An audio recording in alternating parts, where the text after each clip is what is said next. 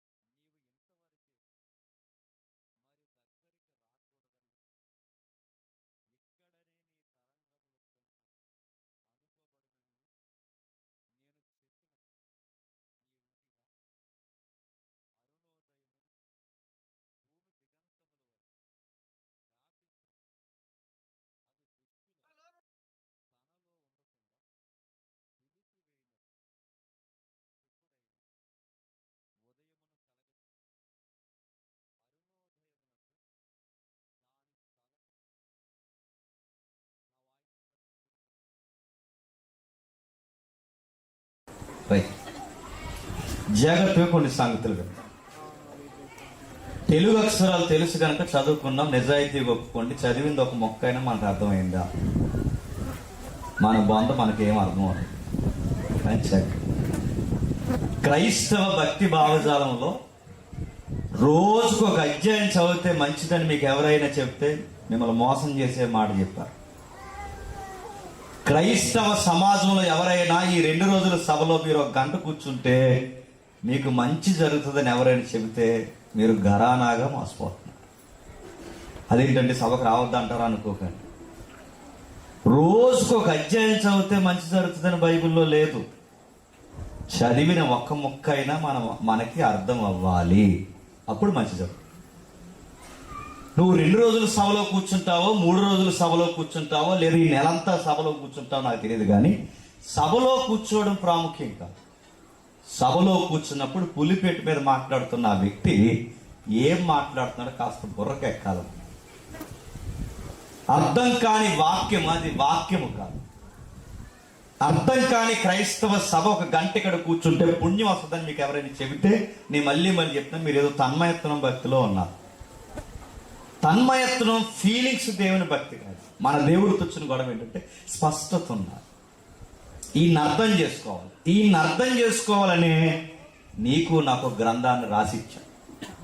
ఈయన పట్టాన్ని అర్థం కాడు కాబట్టే బైబిల్ అని ఒక గ్రంథాన్ని ఇచ్చి ఆ గ్రంథాన్ని జాగ్రత్తగా చదువుకోమన్నాడు. కానీ ఈ గ్రంథాన్ని చదివే వాళ్ళు తక్కువైపోయింది. నేను మాట్లాడుతున్నాను, చెప్పండి. క్రైస్తవ సమాజంలో రోజు రోజుకి సెక్టార్గా విడిపోయినాయి క్రైస్తవ సేవ. ఒక సెక్టార్ ఏంటో తెలుసా? వీళ్ళకి వాక్యాలు ఉండవు, అంటే వాక్యం వినరు. వీళ్ళు ఏం చేస్తారంటే వీళ్ళకి ఎంతసేపు ఆరాధన ఆరాధన ఆరాధన ఆరాధన చేయొద్దు అంటలేదు, నేను చేస్తాను. మా చర్చిలో కూడా ఆరాధన చేస్తాను. కానీ ఆరాధన పేరుతో 2-3 గంటలు మీరు పాటలు పాడితే కనీసం ఒక 20 నిమిషాలైనా వాక్యానికి సమయం ఇచ్చారా? పోనీ 20 నిమిషాల్లో అయినా ఏమైనా ఉపయోగకరమైన వాక్యం ఉందా? మినిస్ట్రీలు ఇప్పుడు ఎలా నడుస్తుందో తెలుసా? ఇక ఆరాధనలు ఆరాధనలు ఆరాధనలు ఆరాధనలు ఆరాధనలు అంటే ఏమీ లేదు. లాస్ట్లో పాటకి మ్యూజిక్ పెంచేయడమే ఆరాధన, అంతే కదండి. లాస్ట్లో ఏం చేస్తారంటే ఈ పాడి ఆయన కుదరంటే అక్కడికి వెళ్ళి ఏమంటారంట, ఆ ఇన్స్ట్రుమెంట్ ప్లే చేసే వారిని స్తుతి స్తుతి స్తుతి కొట్టు కొట్టు స్తుతి స్తుతి స్తుతి స్తుతి అంటే ఆ ప్యాటానికి తెక్కలేసిపోయి కొట్టుకొని ఇస్తాడు. అది స్తుత అవుద్ది. స్తుత ఆరాధన అంటే అర్థం పర్థం లేనిది కాదు. ఆరాధన అంటే ఊరేగింపులో కొట్టినట్టు మ్యూజిక్లో కొట్టడం కాదు. ఇదొక బ్యాచ్. 2వ బ్యాచ్ ఉన్నారు. వీళ్ళెవరు తెలుసా? ఇక వీళ్ళ ఆరాధన కాదు, కానీ వీళ్ళకి అంత విట్నెస్, సాక్ష్యాలు సాక్ష్యాలు సాక్ష్యాలు సాక్ష్యాలు సాక్ష్యాలు. పని నేను పనికొచ్చే సాక్ష్యాలు అయ్యి ఒకప్పుడు అర్థవంతమైన సాక్ష్యాలు ఉండేవి. ఏంటి ఆ సాక్ష్యాలు తెలుసా? ఈ అయ్యగారి వాక్యాలు విన్న తర్వాత నేను తాగుడు మానేశానండి, మంచి సాక్ష్యం. ఈ అయ్యగారి వాక్యం విన్న తర్వాత నేను అబద్ధాలు మానేశానండి, మంచి సాక్ష్యం. ఈ వాక్యాలు విన్న తర్వాత చీకటి పనులు వంకర మార్గాల్లో తిరగడం మానేశానండి, ఇది మంచి సాక్ష్యమే. కానీ ఇప్పుడు సాక్ష్యాలు ఏంటి తెలుసా? అవి నవ్వాలి ఆడాలి తెలుస్తలేదు. ఆ సాక్ష్యాలు ఏంటంటే, ఒక ఆవిడ కొత్తగా పెళ్ళయిందట. అయితే ఆ కొత్తగా పెళ్ళి అయితే ఎక్కడో రెంట్ తీసుకుని ఆ రెంట్ హౌస్లో ఉంటున్నారట. ఆ రెంట్ హౌస్లో ఉన్నప్పుడు ఆ ఇంటి నిండా ఎలకలు ఎక్కువైపోయినాయి. ఎలకలు ఎక్కువైపోతే ఎలా ప్రభా మా సంసారం ముందుకు ఎలా కొనసాగుతుంది అనగానే వెంటనే యేసు ప్రభు వారు 3 పిల్లిలు పంపాడు. మీరు చూసుంటారు వీడియో. ఇదో ఎలకల సాక్షి. ఒకరేమో ఆరాధన బ్యాచ్, మరొకరేమో చెప్పండి సాక్ష్యాల బ్యాచ్. నేను పనికొచ్చే సాక్ష్యాలా? మరికొంతమంది చెప్తున్నారు సాక్ష్యాలు. ఏం సాక్ష్యాలు తెలుసా? ఆ సాక్ష్యాలు అంటే ఆవిడ గ్యాస్ అయిపోతుందండి. గ్యాస్ అయిపోతే గ్యాస్ పనులు ఫోన్ చేయి. గ్యాస్ అయిపోతే ఎవరు చెప్పిందట? హోలీ స్పిరిట్ అంటే పరిశుద్ధాత్మ దేవ మా గ్యాస్ అయ్యి అంటే ఈవిడ గ్యాస్ ఎవరు వేశారట? ఇది సాక్ష్యమా? ఇప్పటికే బైబిల్ అర్థం కాక రకరకాల అపార్థాలతో బయట లోకం చస్తుంటే ఈ వాక్యాలు బోధించుకుంటే ఇవి సాక్ష్యాలా? ఆరాధనని ఒక బ్యాచ్, సాక్ష్యాలని ఒక బ్యాచ్, మరో కావడం. ఆ సాక్షి అన్ని యూట్యూబ్లో తిరుగుతున్నాయి, మీరు చూస్తున్నారు లేదు? ఆ సాక్షి ఏంటో తెలుసా? యేసు ప్రభుతోనే గొడవాడుతున్నావు. ఎందుకు గొడవాడుతున్నావు అంటే ప్రతిసారి మార్కెట్కి వెళ్ళిపోయినప్పుడట ఆ మార్కెట్కి వెళ్ళినప్పుడు యేసుక్రీస్తు వారిని యేసుక్రీస్తు వారిని మార్కెట్కి తీసుకెళ్తున్నారు. ఆ మార్కెట్కి తీసుకున్నప్పుడు బిజీలో ఉండి యేసుప్రభు వారిని తీసుకెళ్ళడం మానేస్తే వెంటనే యేసుప్రభు వారిని తీసుకెళ్ళదు. ఎందుకంటే పరలోకం నుంచి యేసుప్రభు వారు అన్నాడట, నన్ను తీసుకెళ్ళకుండా నువ్వు మార్కెట్కి వెళ్ళావు కానీ నీకు ఉల్లిపాయలు ఎలా దొరుకుతాయో నేను చూస్తానట. ఎవరు? ఆ రోజు ఉల్లిపాయలు దొరకలేదట. ఆ ఉల్లిపాయలు దొరక్కపోయేసరికి చర్చిలోకి వచ్చింది, సాక్ష్యం చెప్తుంది. ఆ వీడియో తిరుగుతుంది, మీరు ఇంటర్నెట్లో చూడండి. ఆ సాక్ష్యం చెప్తాడు ఏమందంటే, ఈయన మార్కెట్కి తీసుకెళ్ళలేదు కాబట్టి నాకు ఉల్లిపాయలు దొరకకుండా చేశాడు, ఈసారి తీసుకెళ్తాను అంటుంది. ఎవరిని? పరిశుద్ధాత్ముడేమో గ్యాస్ వేసేస్తాడు. చెప్పండి. యేసుప్రభు వారేమో ఉల్లిపాయలు అంటాడు. ఇది సాక్ష్యాల? ఇది ఒక బ్యాచ్. ఒకటేమో ఆరాధన పేరుతో మగ్గిపోయి ఒక బ్యాచ్. రెండవది సాక్ష్యాలు సాక్ష్యాలు సాక్ష్యాలు. మూడోలు ఎవరు చెప్పండి? అద్భుతాలు. ఏం పని ఉండదండి. అద్భుతాలు జరగవని నేను అనట్లేదు, అద్భుతాలు దేవుడు చేయడని నేను అనట్లేదు, అద్భుతాలు దేవుడికి సంబంధం లేదని నేను అనట్లేదు, నేను నాస్తిక మాటలు మాట్లాడలేదు, మానవతావాదం లాజికల్ సబ్జెక్ట్ నేను మాట్లాడలేదు. కానీ అద్భుతాలు దేవుడు చేస్తాడు. కానీ అద్భుతాలనే ట్యాగ్ పెట్టి చేస్తున్నవి తప్పుడు పనులు. ఏంటి అద్భుతాలు అంటే? ఇలా చెయ్యెత్తి చూపిస్తాడు ఆ పాస్టర్ గారు. లే కుమారుడా లే అన్నాడు. లేచాడు. నీ బండి నెంబర్ చివరి 4 కదా అనగానే అంటాడు. అవునండి మీకు వెళ్ళేసాడు. అన్నీ తెలుసు నాకు అన్నాడు. మొత్తం తెలుసు నీ గురించి. రాత్రులు నీ దగ్గరికి దయ్యం వస్తుంది కదా అనగానే అదేం చేస్తుందో నాకు తెలుసు, నేను అలా ఇలా చేస్తుంది కదా అంటాడు. అయినా తిరుగుతున్నాయి మీరు సరే. ఇది అద్భుతమా? సోది మాట. మరో మాట్లాడి తెలుసా? ఆయన ఎవరు ఉన్నాడు హైదరాబాద్లో, పేరు చెప్తే బాగోదులేండి. ఆ హైదరాబాద్లో ఉన్న ఆయన ఎవరికైనా పిల్లలు పుట్టకపోతే మన చర్చికి రండి, ఒకవేళ దేవుడు ప్రార్థన పిల్లలు ఇస్తే వెరీ గుడ్. కానీ ఆయన అలా చెప్పాడు. ఆయన ఎలా చెప్తారంటే, పిల్లలు పుట్టకపోతే మన చర్చికి రండి, నేను ప్రార్థనా వ్యాప్తులు అమ్ముతున్నాను అన్న. ఏం యాపిల్ అంట? ఈ మొక్క ఇక్కడే తినండి, నేను ప్రార్థన చేసి పెట్టిన. ఇదిగో ట్రైలో ఉన్న ఒక్కొక్కరు ఒక మొక్క, ఒక యాపిల్ తీసుకుని ఇక్కడ ఒక మొక్క తిని, ఆ మొక్క మీరు జాగ్రత్తగా బ్యాగ్ లో దాచుకుని మీ లైఫ్ పార్ట్నర్ ఎవరైతే ఉన్నారో మళ్ళీ ఇంటికి కట్టుకెళ్ళి మొక్క పెట్టినంటే, ఇక్కడ మొక్క తినేసి ఆ మొక్క ఇంటికి వెళ్ళేసరికి ఎంత నలగైపోతుంది. ఇది అద్భుతమా? ఇది అద్భుతమా? ఒక ఆయన ఏమో యాపిల్స్ అమ్మేస్తాడు, మరొక ఆయన తెలుసా కేవలం యేసు ప్రభువు నమ్ముకుని అట్టిపళ్ళు మీరు తింటే పిల్లలు పడతారు, అట్టిపళ్ళు తింటే పిల్లలు పడతారు. ఫ్రీ మోషన్ అవుతుంది, పిల్లలు పడతారా? నీ అద్భుతాలా? లేకపోతే ఎంత అమాయకంగా ఎంచుకున్నారు జనం చెప్పినా? అది ఈడు చెప్పినా పెట్టినారు, ఇతను చెప్పినా పెట్టినారు, ఇతను చెప్పినా పెట్టినారు. అంటే నేను అడుగుతాను, వాళ్ళే కాదు ప్రాబ్లం, వినే మనకి బుర్ర పని చేయట్లేదు. అసలు వాడు ఏం చెప్తున్నాడో మనకి తెలియాలంటే గుర్తుపెట్టుకోండి, మీకు బైబిల్ తెలియాలి. నీ గ్రంథం ఏదైతుందో, నిన్ను దేవుడు నమ్మి నీకు ఒక గ్రంథాన్ని ఇచ్చాడు, నన్ను నమ్మి ఒక గ్రంథాన్ని ఇచ్చాడు. నేను ఏం చెప్తున్నాను ఆ గ్రంథంలో చూసుకుని వినమంటున్నాడు. జేమ్స్ అనేవాడు ఎవడో వచ్చి ఒక గంట ఇక్కడ వాక్యం చెప్తే, జేమ్స్ గారు చెప్తే మీరు ఎలా వినేస్తారు? ఆ వ్యక్తి వాక్యం చెప్తున్నాడా ఏదన్నా చెప్తున్నాడా మీరు నన్ను క్రాస్ చెక్ చెయ్యాలా వద్దా? ఇలా చేయట్లేదు కనుక నాలాంటి వాడు ఎవడైనా వస్తే ఈ ఏడు దగ్గరికి వచ్చి అడుగుతారు, ప్రార్థన చేయమని. ప్రార్థన చేసుకుంటే పర్లేదు, ఆ ప్రార్థనతో పాటు ఏమంటారంటే, దేవుడు మా కోసం ఏమని చెప్పాడని నీకు అని అడుగుతారు. మీకోసం మాకేం చెప్తారు? మీకోసం ఏం చెప్తారు? మా కోసం ఏమన్నా చెప్పాడంటే, నాలాంటి మీ అమాయకత్వాన్ని చూసి ఏమంటాడు చెప్పిన, వాళ్ళు అచ్చమ్మన్నాడని చెప్తాను. ఇస్తావా? నేను అడుగుతున్నాను, మీరు ఎంత అమాయకంగా ఉన్నారు కనుక నాలాంటి వ్యాపారం మొదలెట్టాడు.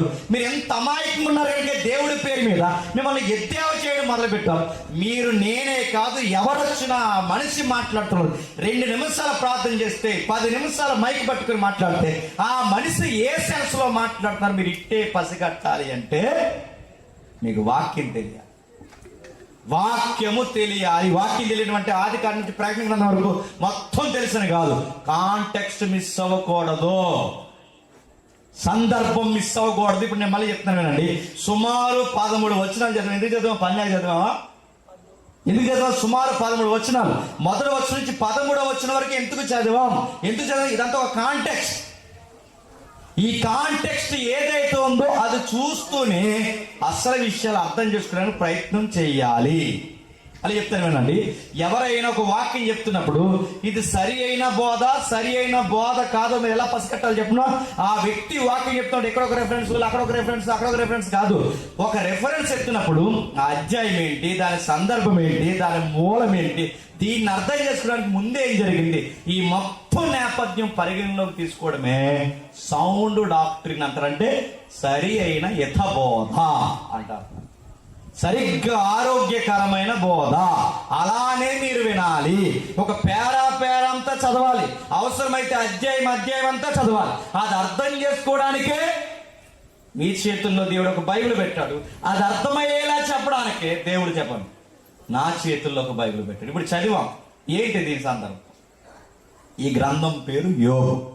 యోబు గారి కండిషన్ చెప్తున్నాడు చూడండి. అప్పుడు యోబు సుడిగాల్లో నుండి ఎలాగూ యోబునకు ప్రత్యుత్తరం ఇచ్చిన యెహోవా సుడిగాల్లో నుండి యోబునకు ఎలాగూ ప్రత్యుత్తరం ఇచ్చను, జ్ఞానము లేని మాటలు చెప్పి ఆలోచన చెరుపుచున్న వీడెవడు, పౌరుషము తెచ్చుకొని నీ నడుము బిగించుకొనుము, నేను నీకు ప్రశ్న వేయుదును.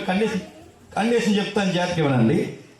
జ్ఞానము లేని మాటని చెప్పి యోబు గారిని చాలా డిస్పెండ్ చేశారు. ఎంత ఇబ్బంది పెట్టాలో అంత ఇబ్బంది పెట్టారట. ఆ ఇబ్బంది పెడుతున్నప్పుడు చివరికి 38 అధ్యాయం అనగానే మీకు సందర్భం అర్థమైపోవాలి. 38 అధ్యాయం అనగానే యోబు జీవితం అప్పటికి అట్టర్ ఫ్లాప్ అయిపోయింది. సుమారు తనకి 7 కొడుకులు, 3 కూతురు, 10 మంది పిల్లలు. ఈ 10 మంది పిల్లల్లో ఒక్క కుమారుడు గాని కుమార్తె గాని బతుకున్నారా? అందరూ చనిపోయారు. నెక్స్ట్, దాసులు ఎవరైనా ఉన్నారా? కొంతమంది చనిపోయారు, కొంతమంది వదిలిపోయారు. ఆస్తులు ఉన్నాయా? మొత్తం శత్రువులు ఎత్తుకెళ్ళిపోయారు. మరి ఉన్నది ఏమనుందంటే సుడిగాల్లో పోయి కుటుంబం పోయింది, బిడ్డలు పోయారు, దాసులు పోయారు. పోనీ అన్నీ పోయినా ధైర్యం చెప్పడానికి ఎవరున్నా ఎవరు లేకపోయినా లైఫ్ పార్ట్నర్ భార్య దగ్గర ఉండాలి. ఆవిడ ఉందా? మొత్తానికి ఆవిడ కూడా దూరం లేదు. జీవిత భాగస్వామి దగ్గర లేక, బిడ్డలో దగ్గర లేక, ఆస్తులు దగ్గర లేక, పోనీ ఏమున్నా ఏమి లేకపోయినా ఆరోగ్యం ఉందా? ఆరోగ్యం కూడా పోయి అలాంటి టైంలో అంత జీవితం చిందరవందర అయిపోయి, పిల్లలు లేక, భార్య లేక, దాసులు లేక, ఒంటరి అయిపోయి, ఆరోగ్యం లేక బూడిదలో కూర్చుని ఇలా జల్లుకొని శిలాపైకలు తీసుకుని ఆ యొక్క గాయాలు గోక్కుంటూ ఇక ఈయనతో నేను వాదించలేని ప్రభువాని బాధల్లో పీకల లోతుల్లో కూరుకుపోయినప్పుడు దేవుడు ప్రత్యక్షమయ్యాడు. అది కాంటెక్స్ట్. ఆ దేవుడు ప్రత్యక్షమై అన్నాడట, ఈడెవడు అని అడిగాడు. యోబు నువ్వేం బాధపడకు, వాడు ఎలా అన్నాడా, వీడు ఎలా అన్నాడా, ఎవడు ఏమన్నా బాధపడకు అంటే అది కొనసాగింపుంటే బాగుండు. అది ఏమనకుండా దేవుడు ఒక మాట అన్నాడు. నేను కొన్ని క్వశ్చన్స్ అడుగుతా, నాకు ఆన్సర్ చెప్పాను. ఏంటి ప్రభా ప్రశ్నలు అంటే, భూమి ఎప్పుడు పుట్టిందో చెప్పు, చెప్పను. నక్షత్రాలు ఎప్పుడు పుట్టే చెప్పు, నక్షత్రాలన్నీ ఏకముగా కూడి పాట ఎప్పుడు పాడే చెప్పు. దేవదూతలు ఎప్పుడు నిలబడ్డాయో చెప్పు. గాఢాంధకారం ఎప్పుడు కలిగిందో చెప్పు. అంధకారం ఎప్పుడు వచ్చిందో చెప్పు. వెలుగు ఎప్పుడు వచ్చిందో చెప్పు. అంటే ఈ సందర్భంలో యోబుకి ఇన్ని బాధలు ఉన్నప్పుడు ఈ బాధల్లో యోబుని ఈ ప్రశ్నలు అడిగితే యోబుకి ఎలా ఉంటుంది? మీకు అర్థమైందో లేదు కానీ మళ్ళీ అర్థమయ్యేలా చెప్తాను వినండి. ఎవరో మనలో, మన ఇలాకాలో కుటుంబంలో ఒకేసారి 2-3 పోగొట్టుకుని ఉంటే, వాడి నాన్నమ్మ, తాత అందరూ ఒకేసారి పోతే, ఆ పోయిన బాధల్లో వాడు ఉంటే, ఆస్తులు పోయి ఆరోగ్యంపై అన్నీ ఉంటే, ఆ టైంలో ఇంటికి మనం వెళ్తే ఆ మనిషి మన నుంచి ఏం కోరుకుంటాడండి? ఏం బాధపడకరా, ఇదిగో ఖర్చు తుడుచుకో, అందరికి ఉంటాయి బాధలు. ఇప్పుడు ఏళ్ళు పోయారు, రేపు పొద్దున నేను పోతాను, తర్వాత నువ్వు పోతావు, ఎవరైనా పోవాల్సింది, దీనికి ఎందుకురా బాధ అంటే బాగుంటుందా? అలా అనకుండా, రే జేమ్స్ నీకు మాట్లాడుతున్నా నాకు చెప్పరా అని, భూమి ఎప్పుడు పుట్టింది చెప్పరా అంటే ఏమంటాడు చెప్పు. మా మామ పోయి నేను ఏడుస్తుంటే భూమి ఎప్పుడు పుట్టిందని అడిగితే నాకు ఎలా ఉంటుందండి? మా ఇంట్లో మనుషులు చనిపోయి ఆస్తులు పోయి నేను ఏడుస్తుంటే జేమ్స్ చీకటి ఎప్పుడు పుట్టింది చెప్పు అంటే ఏమంటాడండి? నక్షత్రం. ఇలాంటి క్వశ్చన్స్, కాస్మాలజీ క్వశ్చన్స్ అన్ని, ఈ ఖగోళ సంబంధించిన ప్రశ్నలు అన్నీ అడిగితే ఆ టైంలో వాడైతే ఏమంటాడు చెప్పండి? రాయ్ ఇంకో ప్రశ్న నరికి జైలుపోతాను ఏమనుకుంటున్నా అంటాడు. మీకు ఏమర్థం అవుతుంది చెప్పండి? అది సందర్భమా? బాధలు ఉన్నవాడి దగ్గరికి వెళ్ళి స్టాండర్డ్ జీకే క్వశ్చన్ అడిగితే చెబుతాడా? నీకు నాకు సందర్భం కాదేమో కానీ చెప్పండి, సైన్యములకు అధిపతి యెహోవాకి సందర్భమే. ఏంటి ఇప్పుడు బాగా ఈ 38 అధ్యాయం ఏంటో తెలియాలి అంటే అసలు ముందు ఏం జరిగిందో తెలియాలి. 38 అధ్యాయానికి ముందు ఎన్ని అధ్యాయాలు ఉన్నాయి చెప్పండి? ఎన్ని అధ్యాయాలు? 37 అధ్యాయాలు ఉన్నాయి. అంటే ఈ 37 అధ్యాయాలు ఏంటో తెలిస్తే గానీ చెప్పండి. 37 అధ్యాయం మీరు కంగారు అయిపోయి మీకు డౌట్ అవుతుందంటే ఈ రాత్రికి మాకు చెప్పండి 37 అధ్యాయం చెప్పేదాన్ని చూడకండి, మీరు చెప్పండి. మరి ఆ 37 అధ్యాయులు అంటే 37 అధ్యాయులు అంతా చూడదు కానీ జస్ట్ అవుట్లైన్స్ ఏంటది అంటే దాని ముందు ఏం జరిగిందో తెలిస్తేనే ఈ 38 అధ్యాయం ఏంటో ఇంకా బ్రైట్ గా మనకు అర్థం, ఎందుకు దేవుడి కోసం చేస్తున్నాడు. వెళ్దాం ఒకసారి. మొదటి అధ్యాయం, యోబు గ్రంథం 1వ అధ్యాయం. త్వరగా జాగ్రత్తగా వినండి, మన ఆత్మీయ జీవితానికి కావాల్సిన సంగతులు చాలా ఉన్నాయి. యోబు గ్రంథం 1వ అధ్యాయం 1వ వచనం. ఊజు దేశమునందు యోబునకు మనుష్యుడుండెను, అతడు యథార్థవంతుడు, న్యాయవంతుడై దేవుని యందలి భయభక్తులు కలిగి చెడుతనము విసర్జించిన వాడు. ఆగుదాం. యోబుని పరిచయం చేస్తున్నప్పుడు గ్రంథం ఏమని పరిచయం చేస్తుంది? అనగా లేదు, ఎవరో ఒక మనుషులు లేదు, పుక్కిట పురాణం మాట లేదు. ఆయన అడ్రస్ తో సహా చెప్తున్నాడు. ఆ అడ్రస్ పేరు చెప్తున్నాడు చూడండి. ఊసు అంటే ఊస్ అనే ఏరియా నిజంగా ఉంటే యోబు అనే క్యారెక్టర్ నిజం. యోబు అనే క్యారెక్టర్ నిజమైతే యోబు సంతానం నిజం. యోబు చరిత్ర నిజమైతే యోబుతో మాట్లాడిన దేవుడు కూడా నిజం. 100కి 100 ఇప్పుడు చెప్పండి, ఊజ్ అనే దేశం నిజంగా ఉందా? ఉంది. 100కి 200% ఉంది. ఎక్కడుంది? ఎలా ఉంది? ఆ ఏరియాని ఇప్పుడు జాగ్రత్తగా మీరు జాగ్రఫికల్ గా చూస్తే అరేబియా ప్రాంతంలో గల్ఫ్ హబ్ని ఏర్కొని ఆ గల్ఫ్ హబ్ లో మస్కట్ కి దగ్గరకు ఉన్న ప్రాంతమే ఊసు. ఏ ప్రాంతము? ఊస్ అనే ప్రాంతం ఏదైతుందో ఇప్పుడు ప్రజెంట్ గల్ఫ్ ఏరియాలో ఒక ఏరియాగా ఉంది. యోబు ఊరుంది, యోబు సమాధి ఉంది, యోబు ఆనవాళ్ళు ఉన్నాయి, యోబు చరిత్ర ఉంది. ఇదంతా ఉందంటే అన్ని వేల సంవత్సరాల క్రితం యోబుతో మాట్లాడిన దేవుడు ఇప్పటికీ సజీవంగా ఉన్నాడు. గ్రంథం అనగనగా అని చెప్పట్లేదు, గ్రంథం ఏదో అని చెప్పట్లేదు, గ్రంథం పుక్కిడి పురాణం మాట్లాడదు, గ్రంథం ఏదో కలబోలు మాటలు మాట్లాడదు, గ్రంథం ఉన్న విషయాన్ని. అందుకే బైబిల్ దగ్గర ఉన్న గొప్పతనం ఏంటంటే రుజువులతో మాట్లాడుతుంది. ఆ రుజువులతో మాట్లాడుతుంది. ఆయనకి చెడుతనం విసర్జించాడట. దేవుని యందు భయభక్తులు కలిగి ఉన్నాడట. అతనికి 7 కొడుకులు 3 కుమార్తెలు ఉన్నారట. అతనికి 7,000 గొర్రెలు, 3,000 ఒంటెలు, 500 జతల ఎట్లు, 500 ఆడగాడుదులు కలిగి బహుమంది పనివాడు అతనికి ఆస్తిగా ఉండేది కనుక తూర్పు దిక్కు జనులందరూ అతడే గొప్పవాడు. ఇప్పుడు చెప్పండి, ఆయన ప్రాపర్టీ మాట్లాడుతున్న ఆస్తి యొక్క లెక్కలు మాట్లాడుతున్నాడు. 7,000 గొర్రెలు, నెక్స్ట్ 3,000 ఒంటెలు, 7,000 గొర్రెలు అంటే ఆ ఇంట్లో దొరికే ప్రోటీన్ ఫుడ్ ఇంకెక్కడా దొరకదు. అంత ప్రోటీన్ దొరుకుద్ది అన్నమాట. ఆరోగ్యకరమైన ఆహారంలో ఒక ఆహారం ఏంటి చెప్పిన? ప్రోటీన్ తినాలి. మనం తిన్న ప్రోటీన్ తినం, అని తిన్న చెత్త అంతా. పానీపూర్లు, పాసంపూర్లు, నూడిల్స్ చెత్త. త్వరగా హాస్పిటల్ పోతారేమో సీరియస్గా చెప్తున్నా. ఆయన మాట్లాడుతున్న విషయం చూడండి. 7,000 గొర్రెలు, అవి ఆస్తి అంటే మీరు హిస్టరీ చదవండి, ఇండియన్ హిస్టరీ అనే చదవండి, ఆసియా కల్చర్ చదవండి. ఆ రోజుల్లో ఆస్తులు అంటే ఏంటో తెలుసా? భవంతులు కాదు, ఆస్తులంటే ఎకరాలు కాదు, ఆస్తులంటే కదిలే ఆస్తులు, చరాస్తులు. ఆస్తులు తెలుసా? జీవులు, జంతువు. ఎవరైతే పాడి పశువులు కలిగి ఉంటారో వాళ్ళే ఆస్తుపరులు. అలాంటిది ఆయనకి కావాల్సిన హెల్దీ ఫుడ్, పెరుగు, పాలు, కావలసిన మాంసకృతులు ఏవైతే ఉన్నావో ఇదంతా ఆయనకు సమకూర్చిన 7,000 గొర్రెలట, 3,000 ఒంటెలు నడుతాను. 3,000 ఒంటెలు అంటే మీకు ఎలాగ అర్థమవుతుందో లేదో నాకు తెలియదు, కానీ ఒక్కొక్క ఒంటు ఈ ట్రెండ్ లో మాట్లాడుకుంటే ఒక్కొక్క ఒంటు దేనితో సమానమో తెలుసా? అది బెంచ్ గారితో సమానం. నిజంగా ఇప్పటికీ మీరు చూడండి, మీరు గల్ఫ్ ఏరియాకి వెళ్తే ఆ ఎడారుల్లో ట్రావెల్ చేయాలంటే ఈ ఇస్లాం సంతతి, క్షమించండి, ఈ ఇస్మాయిల్ సంతతి ఎవరైతే ఉన్నారో వాళ్ళకి ఎడారి వాహనాలు ఏంటో తెలుసా?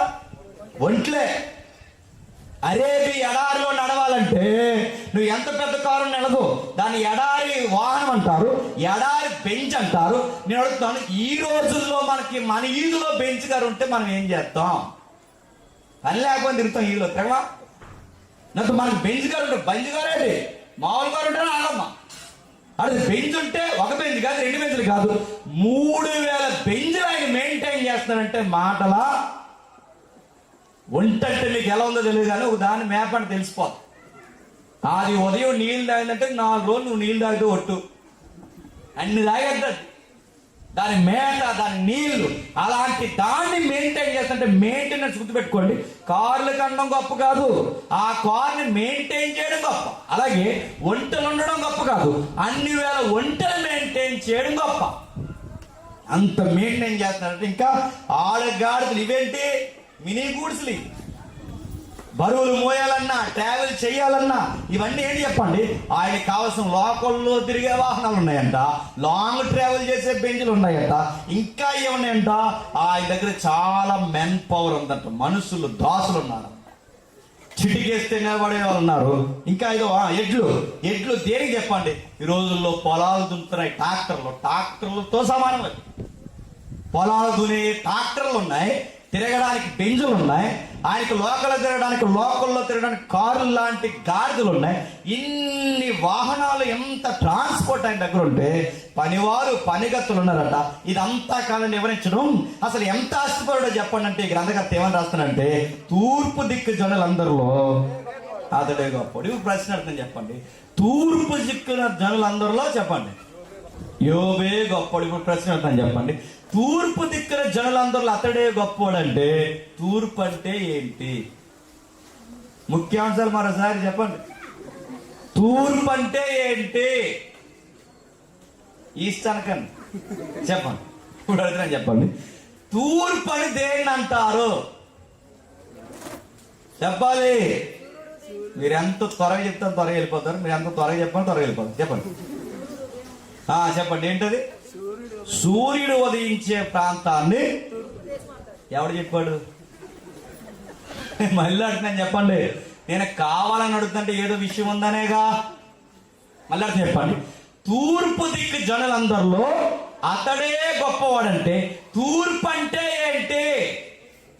సూర్యుడు ఉదయించే ప్రాంతాన్నే తూర్పు అంటారు. అంటే సూర్యుడు ఉదయించే ప్రాంతం తూర్పు అయితే, కాస్త చదువుకున్న పిల్లలు మీరు పట్టుకోండి, ఇలా స్పేస్ లో కొన్ని కిలోమీటర్లు వెళ్తే అక్కడి నుంచి చూస్తే సూర్యుడు ఎటేపు చూసినా ఉంటాడు. తెలుసా? అన్నమాట. తూర్పు సూర్యుని బట్టి చెప్తే, నువ్వు స్పేస్ లోకి వెళితే సూర్యుడు ఎటు చూసుంటాడు, అక్కడ చెప్పు తూర్పు. ఇప్పుడు మీకు అర్థం కావాలంటే తూర్పిటు అని చెప్పాలంటే సూర్యుడే కాదు, తూర్పిటు అని చెప్పాలంటే నీకు ఒక ల్యాండ్ మార్క్ ఉండాలి. మీకు తూర్పెటు, మీ ఊరు ఇదేగా, ఇది తూర్పు, ఇది తూర్పు. ఇది తూర్పు అని గుర్తించాలంటే దుమ్ములపేటలో నిలబడి ఉండాలి. ఈ ల్యాండ్ మార్క్ లో నిలబడితేనే ఇది తూర్పు. అంటే తూర్పు అంటే ఈ ల్యాండ్కి తూర్పు, ఈ ల్యాండ్కి పరమడ, ఈ ల్యాండ్కి ఉత్తరం దక్షిణం మనకి ఏదైతే కనబడుతుందో ఈ ల్యాండ్ మార్క్ ఉంటేనే తూర్పు అయినా పరమడ అయినా గుర్తించాలి. ఇది మీకు అర్థమైతే ప్రపంచానికి తూర్పు అని చెప్పాలంటే ప్రపంచానికి కూడా ఒక ల్యాండ్ మార్క్ ఉండాలి. ఆ ల్యాండ్ మార్క్ పేరే మధ్యధరా సముద్రం. ఏంటది? మీ ఊరిని బట్టి తూర్పు ఎలా చెప్తున్నామో ప్రపంచానికి తూర్పు ఏంటో చెప్పాలంటే ప్రపంచం మధ్యలో ఉంది సముద్రం, దాని మధ్యలో ఉంది కనుక దాని పేరు మధ్యధరా సముద్రం.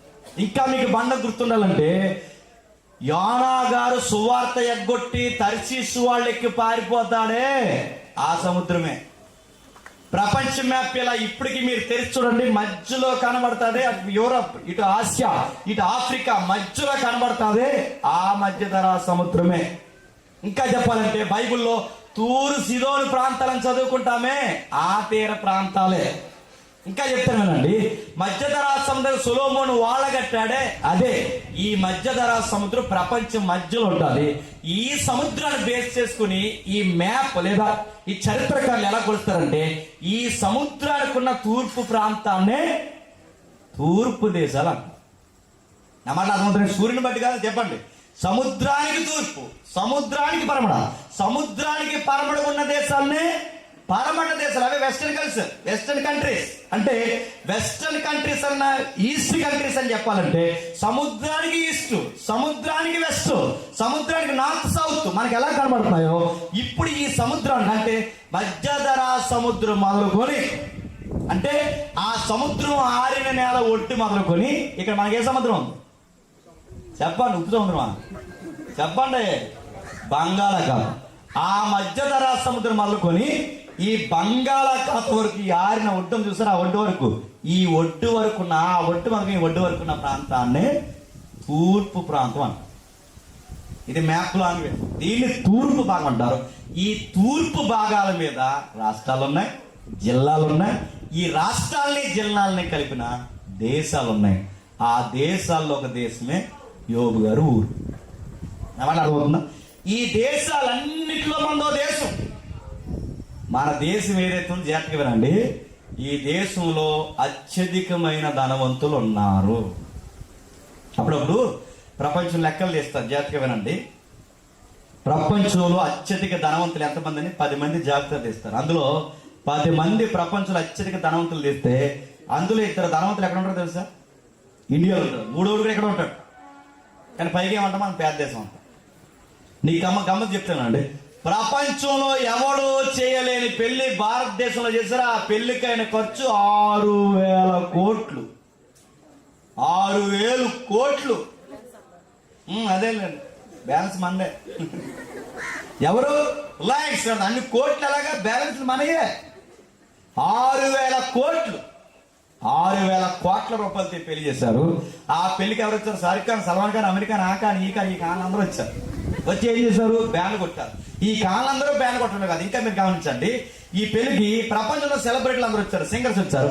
ఆ పెళ్లికి 1 నైట్ పాటలు పాడడానికి స్నేహితులకి, చుట్టాలకి, పట్టాలకి అందరికి నైట్ ఎంటర్టైన్మెంట్ ప్రోగ్రామ్ కొరకు ఓ టయాస్ మీద పాటలు పాడుకో ఇంటర్నేషనల్ సింగర్ తీసుకొచ్చారు. ఆఫ్రికన్ ఆవిడ తీసుకొస్తే 1 నైట్ సింగింగ్ చేయడానికి ఆవిడకి ఇచ్చిన కాస్ట్ ఎంత తెలుసా? 30 కోట్లు.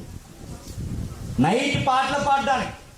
ఇంకా చెప్పనా, ఆ రోజున వైసీపీ మంత్రులు వెళ్ళారు, ఇప్పుడున్న కూటమి ప్రభుత్వంలో చాలా మంది మంత్రులు వెళ్ళారు, ఇండియాలో ఉన్న అనేక మంది పొలిటీషియన్స్ వెళ్ళారు, సెలబ్రిటీలు వెళ్ళారు, నాయకులు వెళ్ళారు, అందరూ పెళ్లికి వెళ్ళారు. ఆ పెళ్లికి వెళ్ళిన ముఖ్యమైన అతిథులకి వాచ్ గిఫ్ట్ ఇచ్చారు. ఆ వాచ్ ఖరీదు 2 కోట్లు. ఎంత ఎక్కువైపోయింది ఉండాలి. ఆ పెళ్లికి లెక్కలేనంత మంది వచ్చారు, లెక్కలేని జనం వచ్చారు, లెక్కలేని విచ్చలవిడిగా డబ్బు ఖర్చు పెట్టారు. వాళ్ళ ఏదైతే ఉందో ఆ శుభం కార్డు, పెళ్లి కార్డు ఏదైతే ఉందో ఆ పెళ్లి కార్డుని బంగారంతో వేయించారు. ఇవన్నీ ఎందుకు చెప్తున్నా తెలుసా? నేను చదువుకునే టైం అంటే 13 సంవత్సరాల క్రితం, నా జాబ్ రాకమునుపు, నేను కాంపిటేటివ్ ఫీల్డ్ ఏదో కాకినాడ చదువుతుంటే 13 సంవత్సరాల క్రితం నేను పేపర్లో రిలయన్స్ వారి యొక్క మెయింటెనెన్స్ రాసుకొచ్చాడు. ఆ టైంలో నేను చదువుతున్నప్పుడు వాళ్ళ నెలకి 13 సంవత్సరాల క్రితం వారి నెలకి కరెంటు బిల్లు ఖర్చే 2 లక్షలు. కరెంటు బిల్లు 50 వేలు ఉంటే బతికెత్తామా. కరెంటు బిల్లు 2 లక్షలు. ఇంటికి అయ్యే ఖర్చు మొత్తం మెయింటెనెన్స్, ఇంటికి నెలకి మెయింటెనెన్స్ 2 కోట్లు. ఇంత డబ్బున ఎందుకు వరుస ఎవరిస్తుందని చెప్తున్నా, ఇలాంటి రిలయన్స్ అంబానీలు, కొన్ని కోట్లకు అధినేతలైన ఇలాంటి రిలయన్స్ అంబానీలు మన దేశంలో ఉంటే, ఇలాంటి రిలయన్స్ అంబానీలు 100 మందిని పక్క నిలబడితే ఈ 100 మందిని దాటి దమ్మున్న డబ్బున్న నాయకుడే జగన్. అంత డబ్బున్నోడు గుర్తుపెట్టు. అలాంటి యోగు ఎంత ధనవంతుడు. తూర్పు దేశాలు, ఇండియాలో కాదు, తూర్పు దేశాల్లో ఈయనకి అంత ధనవంతుడు ఎవడో లేడు. అంత ధనవంతుడు అయిన వాడికి ఏం జరిగిందంటే నైట్కి నైటే స్టోరీ మారిపోయింది. తూర్పు దేశాల్లో ఆయనకి అంత డబ్బు ఉన్నోడు లేడు, ఇప్పుడు తూర్పు దేశాల్లో ఆయనకి అంత పేదోడు ఎవడో లేడు. ఎందుకు? ఏం జరిగింది చెప్పనా? 2 మహాశక్తులు ఈ మనిషి కోసం డిస్కషన్ చేశారు. ఏంటని, ఎలాగ చూద్దాం ఒకసారి.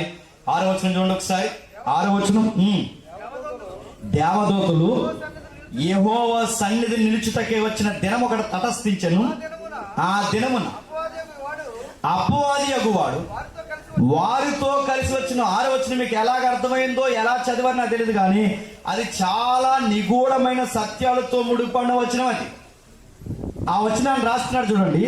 దేవదూతలందరూ యెహోవా సన్నిధి నిలుచుటకే వచ్చిన దినం ఒకటి తటస్థించెను. అంటే దేవదూతలందరూ కూడుకునే కొన్ని దినాలు ఉంటాయి. ఈ దినాల్లో కూడుకునే ఆ కౌన్సిల్ ఏమంటారంటే డివైన్ కౌన్సిల్ అంటారు. నీకు సందర్భం వచ్చింది కనుక చెప్తున్నాను వినండి. 2029లో ముఖ్యమంత్రి అవ్వాలో, సెంట్రల్లో ఎవరు ప్రధానమంత్రి అవ్వాలో, పంచాయతీలో ఎవరు ప్రెసిడెంట్ అవ్వాలో, ఈ నియోజకవర్గంలో ఎమ్మెల్యే ఎవరు గెలవాలో, ఇంకా ఎలక్షన్ జరగక మునిపే సెలక్షన్ ఎక్కడ జరుగుతుందో తెలుసా? డివైన్ కౌన్సిల్లో జరుగుతుంది. డివైన్ కౌన్సిల్ అంటే మీకు అర్థమవుతుందో లేదో నాకు తెలియదు, కానీ మీకు అర్థమయ్యేది చెప్తాను వినండి.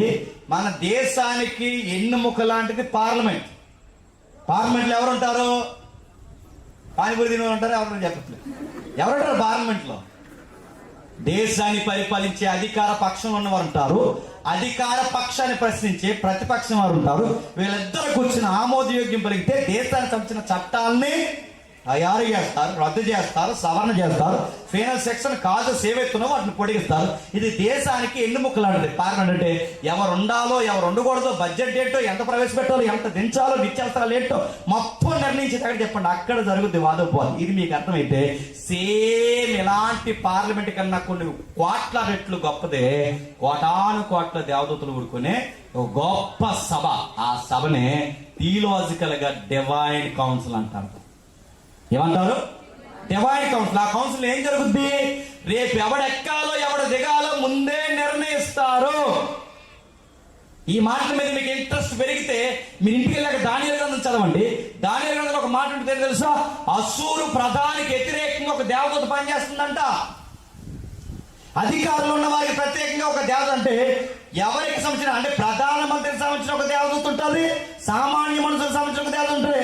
మనం ఒక్కొక్కరికి ఒక్కొక్క దేవత రిప్రజెంట్ గా చెప్పండి దేవుడి దగ్గర పనిచేస్తుంది. అది విషయం చెప్పనా? ఈ సభలో ఎవరెవరు ఎలా కూర్చున్నారు, ఏం ఆలోచిస్తున్నారు, ఏమేమి ఫోన్లో నొక్కుతున్నారు, అన్ని ఎప్పటికప్పుడు డేటా చెప్పండి అక్కడికి వెళతాది.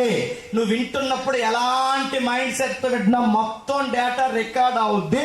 నీకు వకాల్తా తరపున పుచ్చుకొని చెప్పే డివైన్ కౌన్సిల్ లో ఒక రిప్రజెంట్ ఉంటారు. రిఫరెన్స్ పేరే దేవదూత. ఈ దేవదూతలు అన్ని అక్కడ ఉంటాయి. అక్కడ పెద్ద మీటింగ్ జరుగుతుంది. 12 సింహాసనాలు ఉంటాయి. అధికారులు కూర్చుంటారు. ప్రధానమంత్రులు లాంటి దేవతలు కూర్చుంటాయి. వీళ్ళందరి మీద కెరూబులు సెరూబులు ఉంటారు. వీళ్ళందరికీ ఐక్యతలో మిఖేలు గాబ్రియల్ లాంటి వారు ఉంటారు. ఇలాంటి గొప్ప గొప్ప దూతలన్నీ కలిసి ఎప్పటికప్పుడు దేవుని ముఖాన్ని చూస్తాయి. అక్కడ శాసనాలు స్థిరపరుస్తారు. అందుకే దానియేలు గ్రంథంలో ఏముంటుందో తెలుసా? రాజులు ఎక్కించేవాడు ఆయనే, రాజులను దించేవాడు ఆయనే. సీఎం ఎవరవ్వాలో నువ్వు ఓటేస్తే కాదు, చెప్పండి అక్కడ ఓటేయాలి. పిఎం ఎవరవ్వాలో నువ్వు అనుకుంటే సరిపో, చెప్పండి అక్కడ ఆయన అనుకోవాలి. మీకు డౌట్ రావచ్చు, ఇప్పుడు అయితే మనకి వ్యతిరేకమైన ప్రభుత్వం సెంట్రల్లో ఎందుకు వచ్చిందని అంటే కుదురులేక. ఎందుకంటే డీటెయిల్ నేను చెప్పకూడదు. ఎవరు కుదురులేక? మనం కుదురులేక ఇదిలో సంఘం ఇంటికి పడదు నడుతున్నాం. ఇప్పుడు ఏం చేయాలి చెప్పండి? మన ఇద్దరికి తొలగొట్టేసిన ఒకటి రావాలొద్దా పైన? అప్పుడు కదా నాకు ఐక్యత వస్తుంది. అడుగుతున్నాను మీకు ఎలా అట్టని ఏమనుకోకండి. దుమ్ములు పేటలు నేను మినిస్ట్రేషన్ ఎక్కడ ఉండవాలి నాకు తెలుసు. ప్రతి ఈదికి అడుగుతున్న ఆర్గ్యుమెంట్స్ ఉంటాయి, రకరకాల. ఇన్ని సంఘాలు ఉన్నప్పుడు మన అందరూ ఒక ఐక్యత ఉండకూడదా? నువ్వంటే ఆడికి పడక, ఆడంటే ఈడికి పడక, ఈడి మీద ఆడి మీద ఈడి చెప్తే మనందరు తెక్కుదించాడు పైన ఒకటి గెలాలా వద్దా? సంసోను దారి తెప్పితే ఇశ్రాయేలు ఇష్టానుసారంగా ఉంటే న్యాయాధిపతులు మాట్లాడకపోతే మొట్టికాయ లేచి ఒక ఫిలిస్తీన్ జాతిని లేపాడా లేదా? ఇశ్రాయేలు మాట్లాడకపోతే నచ్చినట్టు ఎగురుతూ ఉంటే సరంబలు వేసుకుని సుఖానికి మరిగితే బబులోను సామ్రాజ్యాన్ని తీసుకుని దొలగొట్టేశాడు లేదా? నీకు అర్థమవుతుందో లేదో? ఏ రాజు గెలవాలో, ఏ రాజు ఓడాలో, ఎవరు ఎక్కాలో, ఎవరు దిగాలో, ఎవరెవరు ఉండాలో మొత్తం సెట్ చేసేది ఎవరో తెలుసా? దేవుడే. గమ్మత్తని చెప్పిన ఆ గెలిచినోడు సరిగ్గా ఉండకపోతే ఆడ తార తీసేది కూడా దేవుడే. గుర్తుపెట్టి మొత్తం ఆయనదే, మొత్తం ప్రాజెక్ట్ వర్క్ అంతా ఆయనదే. ఇలాంటి కౌన్సిల్ జరుగుతుంది. ఆ కౌన్సిల్లో ఏం జరుగుతుందంటే ఈ మనుషుల కోసం, భూమి మీద ప్రభుత్వాల కోసం, భూమి మీద ఉన్న విషయాల కోసం, వీటన్నిటి కోసం డిస్కషన్ జరుగుతుంది. ఆ డిస్కషన్ లో ఒక పాయింట్ వచ్చింది.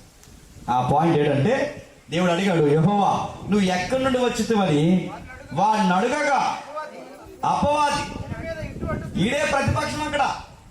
అపవాదం అంటే ఏంటండి చెప్పండి? అపవాదం అంటే ఏంటి చెప్పండి? అపవాదం అంటే సాధారణ అంటే చెప్పండి. దెయ్యం అంటే ఈ మానే చెప్పండి. అపవాదం అంటే చెప్పండి. చచ్చరి అన్న చదివి చెప్పండి. అపవాదం అంటే చెప్పండి. అపవాదం అంటే ఆ పదం ఉంది. ఇప్పుడు ఆ పదం చెప్పండి. అపవాదం అంటే ఏదో ఒక అపనింద మోపడమే అపవాదం. అపవాదం అనే పేరు ఎలా వచ్చింది? ఏదో ఒక అపనింద, నిజం లేకపోయినా నింద మోపడమే అపవాది. అపవాది అంటే దైవమే కాదు, నిందలు మోపే ప్రతి ఒక్కడి పేరు అపవాదే. అందుకే రాష్ట్రం చూడండి, అపవాది వచ్చాడు. అపవాది ఎవరైతున్నాడు?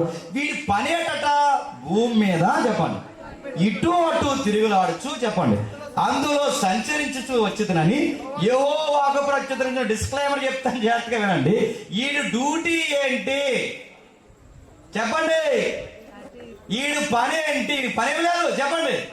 భూమి మీద చెప్పండి అటు ఇటు తిరుగుతాడు. ప్రశ్న అర్థం చెప్పండి. భూమి మీద అటు ఇటు తండ్రి పనా పాట? ఆ కొంపలో ఏం జరుగుతుంది ఈడికే కావాలి, ఈ కొంపలో ఏం జరుగుతుంది ఈడికే కావాలి, ఆ మనిషి జీవితంలో ఏం జరుగుతుంది అన్ని. అంటే ప్రతి ఒక్కరి మీద, ఎవరి మీద ఏ నింద మోపుదామని ఖాళీగా తిరిగేవాడే అపవాది. ఇప్పుడు మీకు అర్థమైతే దెయ్యంగాడి ఖాళీగా తిరిగే డ్యూటీ ఆడదైతే, మన ఇలాకాలో మన ఈదుల్లో ఎవడైనా పని పాట లేకుండా, చదువు సంజా లేకుండా, బాధ్యత లేకుండా, భార్య గుప్పడి మెతుకులు పెట్టకుండా ఖాళీగా తిరిగే సన్నాసిగాడు ఎవడైనా ఉంటే ఎవడ తాలీక? ముఖ్యాంశాలు మరోసారి చెప్పండి. ఎవడ తాలీక? వీడికి పని పాయ, వీడికి బాధ్యత లేదు, వీడి పిల్లలను చూడడు, వీడికి చదువు లేదు, వీడి తల్లిదండ్రులు మాట ఉండవు, వీడి ఈదుల్లో ఖాళీగా తిరుగుతాడు. కష్టపడినవాడు ఎవరి తాలూకో తెలుసా? దయ్యంగాడు తాలూక. తెలుగులో సామెత, క్షమించండి, ఆంగ్లంలో సామెత ఉందా? సామెత ఏంటంటే ఎంటీ మైండ్ అట డెవిల్స్ ఫ్యాక్టరీ. అంటే ఖాళీ హృదయం కలిగిన వాడు దయ్యాల కర్మాకారం. ఖాళీగా పనా పాట, ఇది ఈ సంసారం కొని చెప్తాడు, ఆ సంసారం కొని చెప్తాడు, వాళ్ళ కొని చెప్తాడు, నడుతాడు. వీడికి పనేమీ లేదు, అందరికీ పేరెత్తుకుని తిరగడమే. ఇలాంటి దరిద్రం కూడా రానికి మళ్ళీ చెప్తాను. నాకు సిరాకులో చెప్పిన మగపిల్లల్లో ఎవడైనా కష్టపడినాడు అంకెలతో తిక్క తీసుకుంటాడు. నాకు నువ్వు చదువైనా చదవాలి, రూపాయి అయినా సంపాదించాలి, ఏ పని లేకుండా ఖాళీ ఎదుగుతా నువ్వు భూమికి ఎంత బరువురా? నువ్వు మీ అమ్మకి బరువు, మీ నాన్నకి బరువు, ఈ ఊరికి బరువు, ఈదికి బరువు. నువ్వు ఒక సీడపేడగాలి, నువ్వు ఏ పని చేయవా? మగపిల్లడు ఉండే మగ లక్షణుడు తెలుసా? పని చెయ్యాలి. ఏ పని లేకపోతే ఇంట్లో తుడు, ఇంకా ఏ పని లేకపోతే మీ భార్య అంట్లు కడుగు, ఇంకా ఏ పని లేకపోతే సాయంకాలం వరకు 50 కేజీలు పైన కిందకి ఇస్తారు. ఏదో ఒక పని చేయి. సోమరు ఉండడం దేవుడికి ఇష్టపడదు. బైబిల్ ఏమో తెలుసా? పని చేయని వాడు భోజనానికి పాత్రుడు. చెప్పండి, కాదు. ఏదో పని చేయాలి. మగపిల్లడు మ్యాన్హుడ్ అంటే ఏంటి? పని చెయ్యాలి. ఖాళీగా తిరగడానికి వీల్లేదు. మీ పిల్లలు ఎవరున్నా తెలియదు కానీ మీ పిల్లలు చదువు సంఖ్య లేకుండా వాళ్ళు అడిగిందల్లా మీరు కొనిచ్చి ఫోన్లు బైకులు కొనిస్తే వాడు ఈదుల్లో ఖాళీగా తిరుగుతున్నాడంటే నువ్వు మంచోని కనలేదు, నువ్వు పిల్లోని కనలేదు, దెయ్యం పిల్లని అన్నావు నువ్వు. ఇది ఈదుకు వరువీడు. ఇది మాట వింటాను అడుగుతాను. ఈసారి ఎవరిలో మన ఇలాకాలో, మన ఈదుల్లో, మన దిగు తరగతులు చెప్పే విషయాలు జరిగే విషయాలని చెప్తున్నానండి.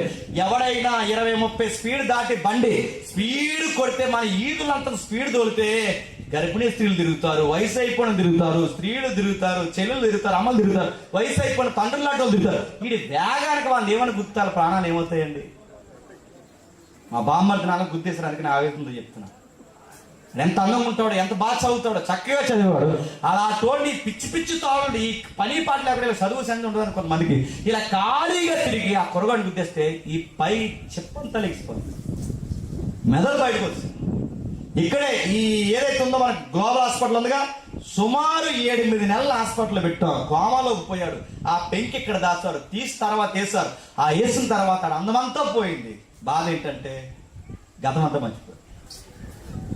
మనిషి కాలేదు, చిన్నపిల్లడు శాస్త్రం వచ్చేసినాయి, వాడు చదువు పోయింది, అందం పోయింది. ఎందుకు చెప్పినా ఈ ఖాళీగా ఉండే సన్నాసిగాళ్ళు ఎవరైతే ఉన్నాయో ఈదుల్లో అంత స్పీడ్ తోలితే మీరు అడగండి.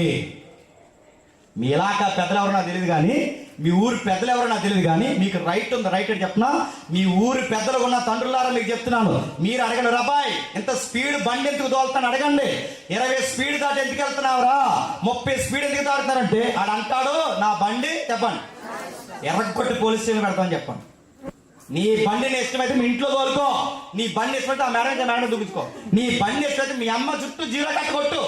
కానీ నువ్వు వీధిలో తోలావో గ్రామ పెద్దలుగా, ఊరి పెద్దలుగా, వీధి పెద్దలుగా అడుగుతాం. ఎగస్ట్రా చేసామంటే సీజ్ చేసి పడతారు. కంప్లైంట్ ఇచ్చారంటే సీరియస్ చెప్తున్నా, మీకు అడిగే హక్కు ఉంది. గర్భిణీలు తిరుగుతున్నారు, పెద్దవారు తిరుగుతున్నారు, ఎంతమంది తిరుగుతున్నప్పుడు ఆడు గుద్దితే ఏముందో చెప్పండి, అడగండి.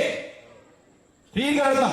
ఖాళీగా తిరిగే వాళ్ళు మళ్ళీ చెప్తున్నాను, వాళ్ళు పరిశుద్ధాత్మ పిల్లలు కాదు, దేవుని పిల్లలు కాదు, క్రైస్తవులు కాదు.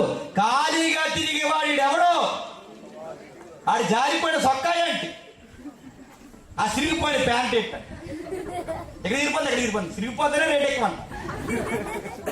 ఆ సిరిగిపోతుంది ఆడు కటింగ్ ఏంటి, ఆ బ్లేడ్ బ్యాచ్ ఎక్కడో గీత పడుతున్నాను. నైట్ టైం దొరికినట్టు మీరు బ్లేడ్ బ్యాచ్ అనుకుంటారు, ఏమనుకుంటున్నారో. నేను క్రైమ్ పోలీస్ గా పనిచేయని చెప్తున్నాను. చాలా మంది ఇక్కడ గీతలు పెట్టుకుంటున్నారు తమ్ముళ్ళు, చాలా మంది ఇక్కడ గీతలు నెక్క దగ్గర గీతలు పెట్టుకుంటారు. దేనికి గీతలు నైట్ టైం బీట్లో దొరికనుకో ఇదే చెక్ చేస్తారు, రిస్ట్ ఎలా ఉంది, నెక్ ఎలా ఉంది, అక్కడ గీతలు ఉన్నాయో నువ్వు డకాయిటీ గడవ అనుకుంటారు. గుర్తుపెట్టుకో. దయచేసి మరి చెప్తాను, ఉన్న అందాన్ని పాడు చేయకండి, ఉన్న శుభ్రమైన బట్టలు వేసుకోండి. మీ పిల్లలకు మీరు చెప్పండి. మీరు చెప్తున్నప్పుడు మీరు ఒక్కరి మాట అంటారు, తల్లిదండ్రులకు ఏమంటారంటే మా మాట వింటదంటే నీ మాట వినకపోతే ఇంకెవరి మాట వింటారు. మా మాట వింటలేదంటే నువ్వు తల్లిగా అన్ఫిట్, తండ్రిగా అన్ఫిట్, నువ్వు కని అన్ఫిట్. గుర్తుపెట్టుకో. నీ మాట వినకపోతే ఎవరి మాట వింటా? పోనీ మీ మాట వింటలేదు, పెద్దల మాట వింటలేదు. మీరు గెలిపించుకున్న నాయకులు ఉన్నారా? ఎవరన్నా తెలియదు ఏ పార్టీయో. మీరు గెలిపించుకున్న నాయకులు ఎవరైతే ఉన్నారో నాయకుడికి చెప్పండి, బాబు మా ఈదులో కుర్రగాళ్ళు గంజాయిలు తాగుతున్నారు, మా ఈదులో కుర్రగాళ్ళు బ్రాందీలు తాగుతున్నారు, మా ఊర్లో కుర్రగాళ్ళు క్రైమ్ రేట్ పెరుగుతుంది, నైట్ టైం ఒక బీటోని ఎవరైనా పంపి ఎవడెవడ ఖాళీ కొట్టాడో కంప్లైంట్ తీసుకుని వీళ్ళకి చదువు పనో ఏదో ఇప్పించాలని మిమ్మల్ని గెలిపించుకున్నందుకు అని అనండి. మీరు అనరు. మీరేమంటారు చెప్పినా, నోటెత్తారా కాయెత్తారా అని బందెత్తారు. మీ అధికారులు అడగండి, మాకు సిమెంట్ రోడ్లు వేయండి, కమ్యూనిటీ వాళ్ళు కట్టండి కాదు, మాకు సిమెంట్ రోడ్ లేకపోయినా పర్లేదు బాబు, మా కొడుకుల జీవితాలు బాగు అని అడగండి. మా కమ్యూనిటీ వాళ్ళు లేకపోయినా పర్లేదు బాబు, మా కొడుకుల జీవితాలు బాగుపడేలాగా చర్యలు తీసుకోండి బాబు అని అడగండి. అడుగుతారా? ఎంత ఇస్తున్నారు ఓటుకని అడిగారు. అందుకనే మన అన్ని రోజులు గెలిచారు. నాకు ఎవరు తెలుసు, మొత్తం అందరూ చెప్తున్నాను. ఎక్కడైనా మీరు చూడండి, మనం అడగాలి, మన ఏరియాని మనమే బాగు చేసుకోవాలి. ఎంత ఖాళీగా ఉన్నారండి. ఇదే ఈది దీపాల కింద కూర్చుని దేశానికి రాజ్యాంగం రాసిన మహానుభావులు ఉన్నారు తెలుసా. ఇలాంటి ఈది దీపాల కింద చీకటి బతుకుల్లో మనకన్నా పేదరికన్న బ్రతికి దేశానికి అధినేతలుగా పుట్టినవారు ఉన్నారు. ఇదే ఈది దీపాల కింద రాజ్యాంగాలు రాస్తే, ఇదే ఈది దీపాల కింద మన తాతల సారాలు తాగారు, ఇదే ఈది దీపాల కింద మన అయ్యలు బ్రాండ్లు తాగారు, ఇప్పుడు మన కొడుకులు బీర్లు తాగారు తిరుగుతుంది. ఇది నడుతుంది. ఇది మన కల్చర్, ఇది డెవలప్మెంట్. ఇదంతా ఇలా అవడానికి కారణం ఎవరు చెప్పినా, ఆడు ఎవరు చెప్పండి, సాతానుగా. ఈడు వచ్చాడంట. ఏమని వచ్చాడు? ఆడు మాట్లాడితే ఏమంటున్నాడు? అందుకు యెహోవా, నీవు నా సేవకుడైన యోబు సంగతి ఆలోచించదువా? మన దేవుడితో వచ్చిన చెప్పినా, అసలు యోబు కోసం సాతాను ఎత్తుతున్నాడా దేవుడు ఎత్తుతున్నాడా? అది మన దేవుడితో వచ్చిన గొడవ. వెళ్ళి వాడు గోమని చెప్తాడు. ఎవరు చెప్పండి? ఇది వెళ్ళరా, ప్రతిపక్షం వెళ్ళరా, మా ఊడ ఎవరున్నాడు చూసేవన్నాడు. ఎవరిని? యోబుని. నా కుమారుని యోబు సంగతి చూసిదివా? అతడు యథార్థవంతుడు, న్యాయవంతుడు, దేవుని యందు అనగా నా యందు భయభక్తులు కలిగి చెడుతనం విసర్జించిన వాడు, భూమి మీద అతని వంటి వాడు ఎవడూ లేడు అని అడుగగా అపవాది, యోబు ఊరకే నీ యందు భయభక్తులు గలవాడా ఆయన, నీవు అతనికి అతని ఇంటి వారికి అతనికి కలిగిన సమస్తమును చుట్టూ కంచి వేసిదివి కదా, నీవు అతని చేతి పని దీవించడం చేత అతని ఆస్తి దేశంలో బహుగా విస్తరించిన. ఇప్పుడు చెప్పండి, సమాజం యొక్క నాడి వాడు మాట్లాడుతున్నాడు లేదా? అదేమన్నా తెలుసా? భక్తులందరి మీద, అక్కడ యోగా కాదు మన అందరి మీద అదేమంటే చెప్తున్నా, ఊరకే నమ్ముతున్నారు అనుకుంటున్నావు ఈ జనాలు. నిన్నెందుకు నమ్ముతున్నారంటే, పిల్లల్ని అడిగితే పిల్లల్ని ఇస్తాం, ఆరోగ్యం అడిగితే ఆరోగ్యం ఇస్తాం, ఏది అడిగితే అది ఇస్తాం. అడిగితే ఇస్తున్నావు కాబట్టి నమ్ముతున్నారు. నువ్వు అడిగిన వెంటనే ఇవ్వకపోతే ఇది నిజమా కదండి? చెప్పనా మీకు ఇంకా అర్థమయ్యేలాగా? ఈ సంఘానికి వచ్చే పెద్దమ్మ మానేసి ఆ సంఘానికి పోయిందంటే ఎందుకు పోయింది చెప్పనా? ఈ మేసే గాడిదని ఏం చెప్పండి, కూసే గాడిద వచ్చి కూసింది. ఏమని కూసిందంటే, నీకు ఈ సంఘంలో కొన్ని ప్రార్థనకి జవాబు రావట్లేదు కనుక ఆ సంఘానికి 3 వారాలు వెళ్తే పని అయిపోద్దంటే ఈ కూసే గాడికి మేసే గాడిది వెళ్ళిపోయింది. అంటే వీళ్ళకి పని అవ్వడం కావాలి. అక్కడికి వెళ్ళిన ఇంకో గాడిద అంటే అదేమని 3 వారాలు కాదు చెప్పండి, 7 వారాలు అన్నట్టు. అంటే మళ్ళీ ఆ సంఘానికి పోయి 7 వారాలు కాదు ఇంకా ఆ సంఘం అంటే ఆ అంటే ఏక పని అవుతాదంటే ఏ సంఘానికైనా పోతారు. ఇంకా గమ్మత్తు చెప్పిన, ఇక సంఘాలు కాదు ఈ దేవుడు కదా, ఆ దేవుడి దగ్గరికి వెళ్దంటే వెళ్ళిపోతారు. కోడి కూడా పోతారు. వారికి చెప్పండి. మళ్ళీ అర్థమవుతున్నాయా? మీరు ఎక్కడైనా మీరు చూడండి, ఈ దేవుడినైనా మార్చేస్తారు, సంఘానైనా మార్చేస్తారు. అంటే మనుషులకు కావాల్సింది ఏంటంటే వాళ్ళకి పని అవడం కావాలి. అందుకు సాతానుగాడు అంటున్నాడు, ప్రభువా నిన్ను ఎందుకు నమ్ముతున్నాడు యోబు, నిన్ను ఎందుకు నమ్ముతున్నారు ఈ జనాలు? నువ్వు పట్టిందల్లా బంగారం చేస్తున్నావు, వ్యవసాయం చేస్తే వ్యవసాయం జీవిస్తున్నావు, పిల్లలు కంటే పిల్లలను దీవిస్తున్నావు, సంసారం జీవిస్తున్నావు, ఆరోగ్యం దీవిస్తున్నావు, అన్ని దీవిస్తున్నావు, గొడ్డు గోద అన్ని ఇస్తున్నావు కనుక నమ్ముతున్నారు తప్ప ఈ జనాలకి ఇవ్వడం మానే నీ చర్చకు వస్తే ఒట్టు అంటున్నాడు. నిజంగా ఇలాంటి వాళ్ళు ఉంటారంటే ఉంటారు. మీకు ఉదాహరణ చెప్తాను వినండి. ఓ తమ్ముడు మా చర్చకు వచ్చి సడన్ గా మానేశాడు. చదువుకునే తమ్ముడే. తమ్ముడు ఎందుకు మానేసావు, ఎవరైనా ఏమైనా అన్నారా, ఏంటి బాధ ఏంటి, కొన్ని మా మెసేజ్లు ఏమన్నా హార్డ్గా ఉన్నాయా అని అడిగితే ఏం కదని అంతా బాగుంది కానీ నేను రానాని అన్నాడు. ఎరా అని అడిగాను. అంటే ఆడు చెప్తున్నా మన డిఎస్సి రాశాను, డిఎస్సిలో 1 మార్క్ రాలినప్పుడు 1 మార్క్ ఇవ్వలేని దేవుడు ఇంక దేవుడు ఎలా అవుతాడు? ఇంక రానండి బోర్డు డిఎస్సి కంట 1 మార్క్ రానందుకు ఇంకెక్కడ రాడంట మానే చెప్తాను.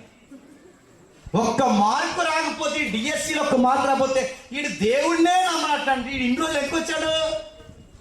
డిఎస్సి ఎగ్జామ్స్ కోసం వచ్చాడు. నా మాట అర్థమవుతుందా? అంటే ఉద్యోగం వస్తుందని వస్తారు, పిల్లల్ని ఇస్తారని వస్తారు, ఇంకా జబ్బులు తగ్గుతాయని వస్తారు, ఏదో ఒక పని అవుతుందని దేవుడిని నమ్ముతున్నారు తప్ప ఈ దేవుడిని దేవుడిగా నమ్ముతున్నారా? ఇది చెప్తున్నాడు ఎవరు చెప్పండి? అన్నయ్య అందరూ అన్నయ్యాడు ఎవరు చెప్పండి? ఆడు చెప్తున్నాడు సాతాను. ఆడు అన్నాడు ఇది కండిషన్ అని, కానీ అప్పుడు అన్నాడు దేవుడు అలాంటిది ఏం కాదు, అతను నా యందు భయభక్తులు గలవాడు, నా యందు విశ్వాసం గలవాడు, న్యాయవంతుడు, యథార్థవంతుడు, ఇలాంటివి ఏమీ లేకపోయినా యోబు నాకు సంబంధించిన వాడు అనగానే అలా కాదు, టెస్ట్లు కావాలనగానే ఎన్ని పరీక్షలు పెడతావు పెట్టు, ప్రాణం జాగ్రత్త. కానీ ఆ పరీక్షలు పెడుతున్న ఎంత నలిపిన యోబు చెప్పండి, నా వైపు చూస్తారు. మర్చిపోకండి 38వ అధ్యాయం ఏంటో తెలుసుకోవడానికి ముందేం జరుగుతుందో చూస్తున్నాం. ఊహించేద్దాం.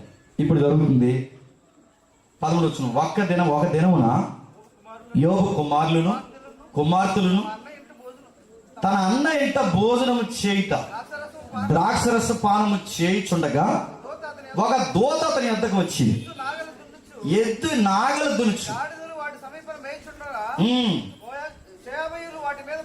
సయాబీలు వాటి మీద పడి వాటిని పట్టుకొని పోయి ఖడ్గముతో పని వారిని హతము చేసి జరిగినది నీకు తిరిగి చెప్పిన ఒక్కడనే తప్పించుకుని వచ్చిందని వాడు అనడం మొదలు పెట్టాడంటే ఆస్తులు పోతున్నాయి, శత్రులు పెరిగిపోతున్నాయి, ఇలా చెప్పుకుంటూ వస్తే ఆ 10 మంది పిల్లల మీద సుడిగాలి కొట్టడం వలన గోడలు కూలిపోయి ఒకే రోజు చెప్పండి చచ్చిపోయారు. ఇప్పుడు చెప్పండి, ఆస్తులు పోయాయి, నెక్స్ట్ బిడ్డలు పోయారు, కొడుకులు పోయారు, కూతుర్లు పోయారు, అన్నీ పోయాయి.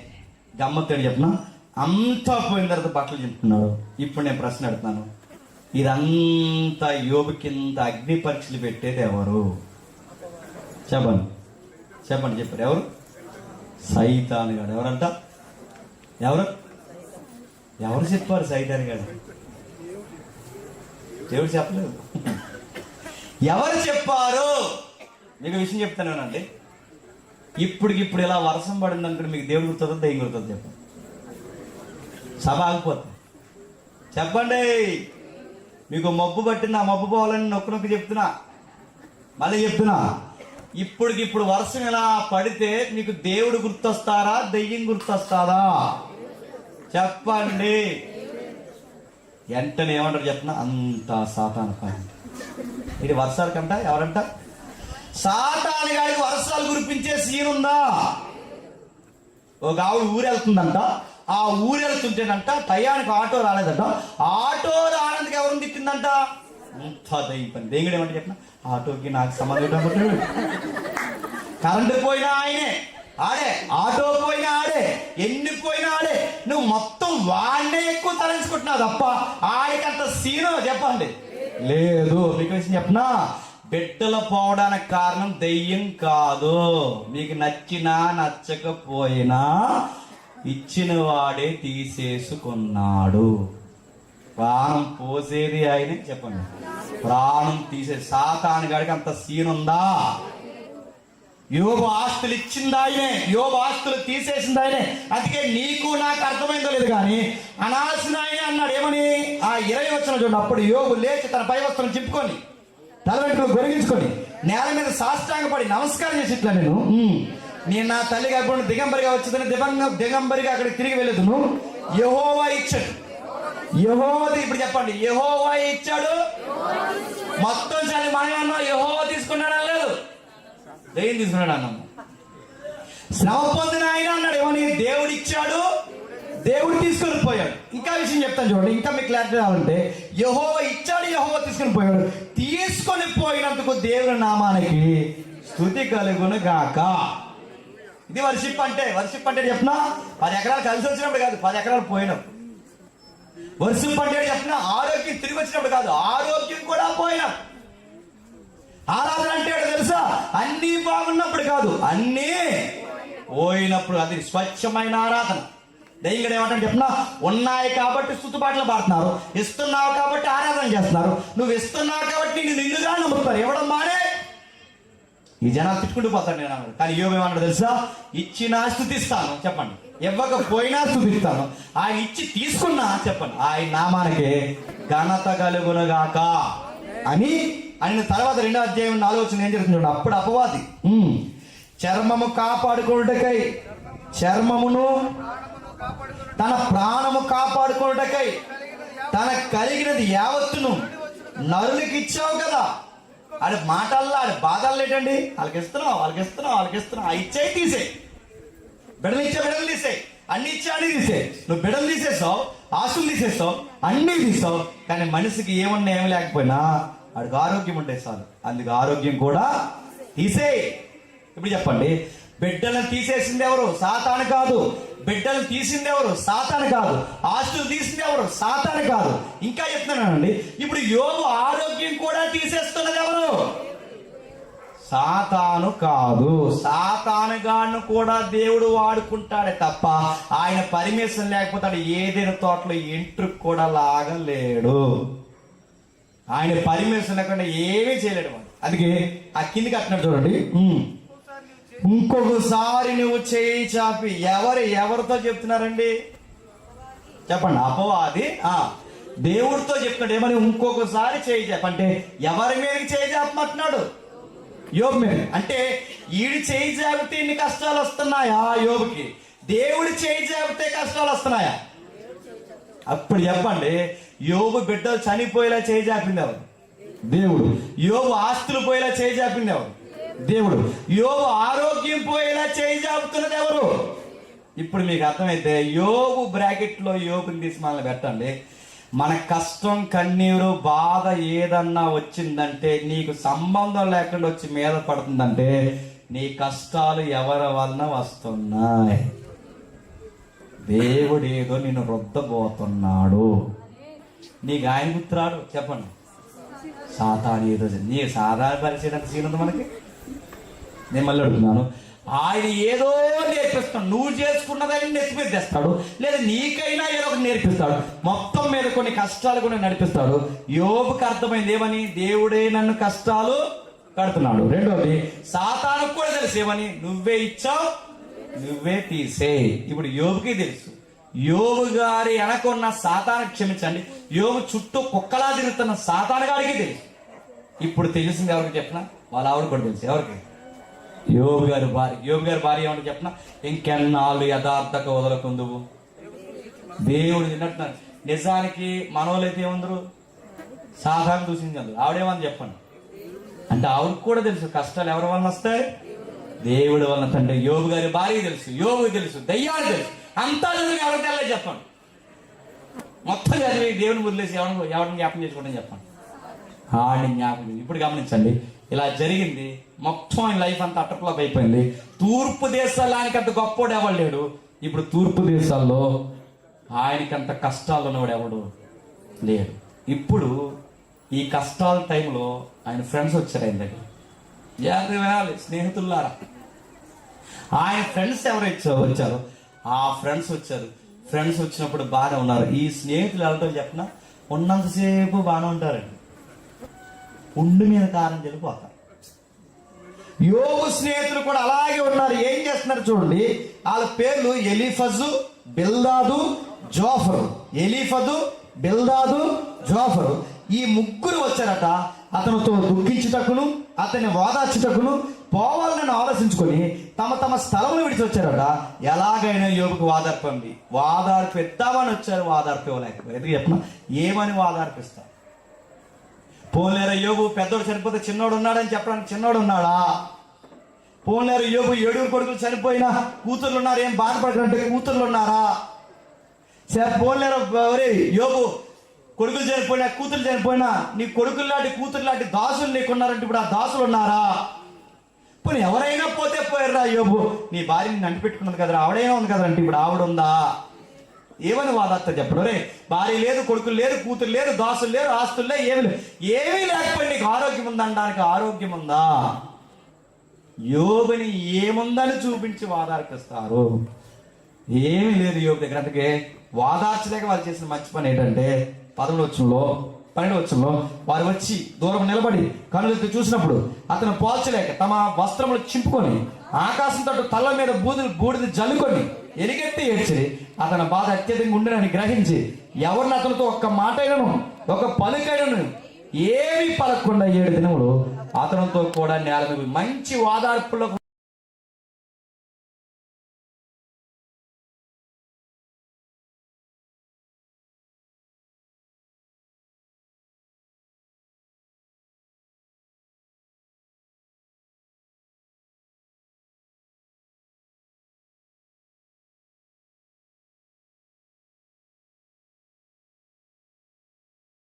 ఈ జీవితమే బాగుందని ఇంకా బాధ ఎక్కువైపోద్దని నా వాళ్ళు అర్థమవుతున్నా.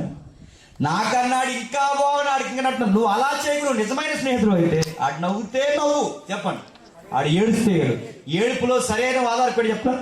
ఏడ్చే వారితో కలిసి ఏడవడమే మంచి వాదాలు. అక్కడ వరకు బాగా ఉన్నారు యోబు స్నేహితులు, బాగా వాదార్చారు. సుమారు 7 రోజులు వారం రోజులు ఆయనతో పాటు బుడద జరుపుకుని ఆ బుడదలో కూర్చుని యోబుతో పాటు కలిపి ఏడుస్తున్నప్పుడు ఎలాగో ఏడుస్తున్నారు కనుక యోబు గారి మనసులోంచి ఒక మాట బయటకు వచ్చింది. ముగిద్దాం. ఏంటి ఆ మాట ఏంటంటే, మీకు విషయం చెప్పాలరా అన్న.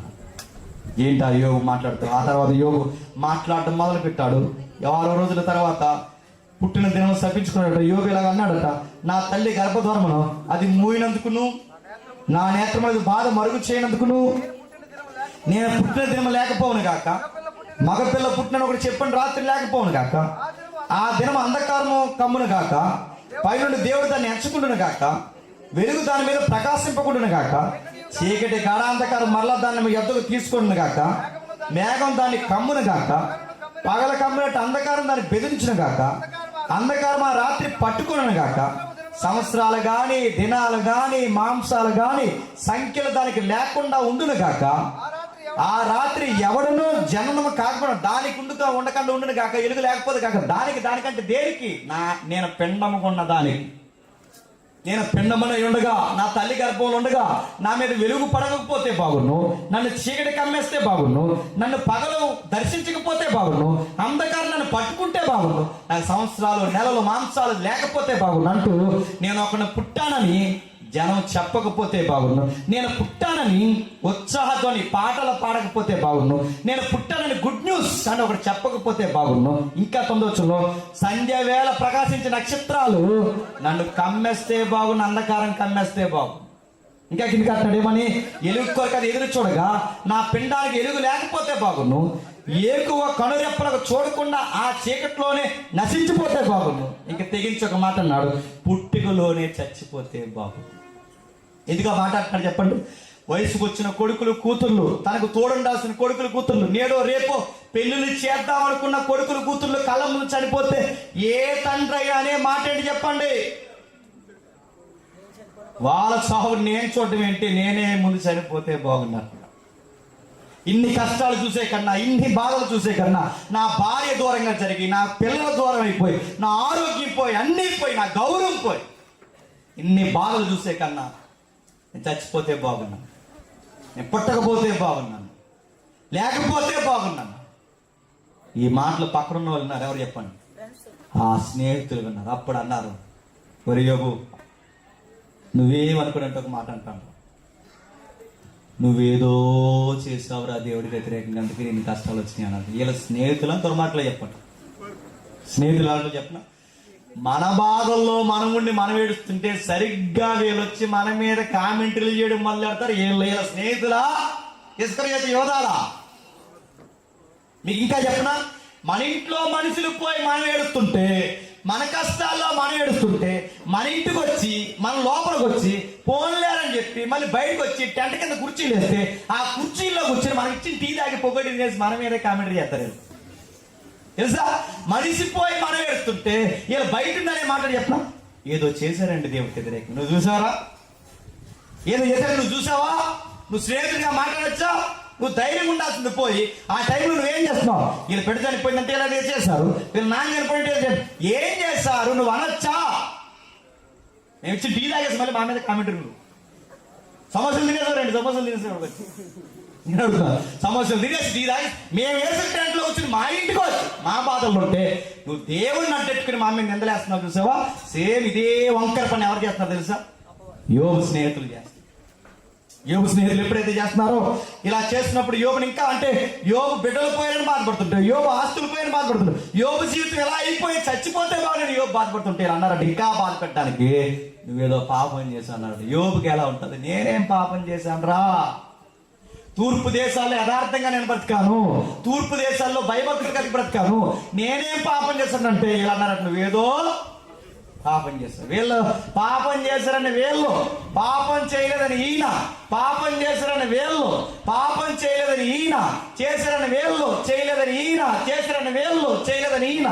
ఈ మొత్తం డిబేటే 37 అధ్యాయాలు నడిచింది. అది 37 అధ్యాయం. ఈ 37 అధ్యాయుల తర్వాత రాయబడిన అధ్యాయమే చెప్పండి 38వ అధ్యాయం. ఇంకా మీకు అర్థం కావాలంటే ఒక్క మాట చూసి 38వ అధ్యాయం వెళ్దాం. 19వ అధ్యాయం తీయండి ఒకసారి. 19వ అధ్యాయం మొదలు వచ్చింది. అంతటి యోబు ఎలాగూ ప్రత్యుత్తరం ఇచ్చను, ఎన్నాళ్ళు మీరు నన్ను బాధింతురు, ఎన్నాళ్ళు మాటల చేత నన్ను నలగొట్టుదురు, 10 మార్లు మీరు నన్ను నిందించుదురు. ఎవరిని అంటున్నారు?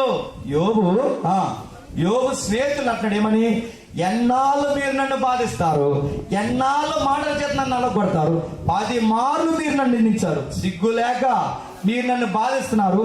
నేను తప్పు చేసిన యెడల నా తప్పు నా మీదకే వచ్చింది కదా, మీరు మిమ్మల్ని మీరు నా మీద హెచ్చించుకుందిరా. ఈ మాట ఎలా ఉంది చెప్పనా? అంటే ఇప్పుడు నాకు బాధలు వచ్చాయి కనుక నేను పాపాత్ముని అయిపోయాను, నీకు ఏ బాధలు లేవు కనుక మీరు పుణ్యాత్మ. ఇదే కదండి మనుషుల బుద్ధి.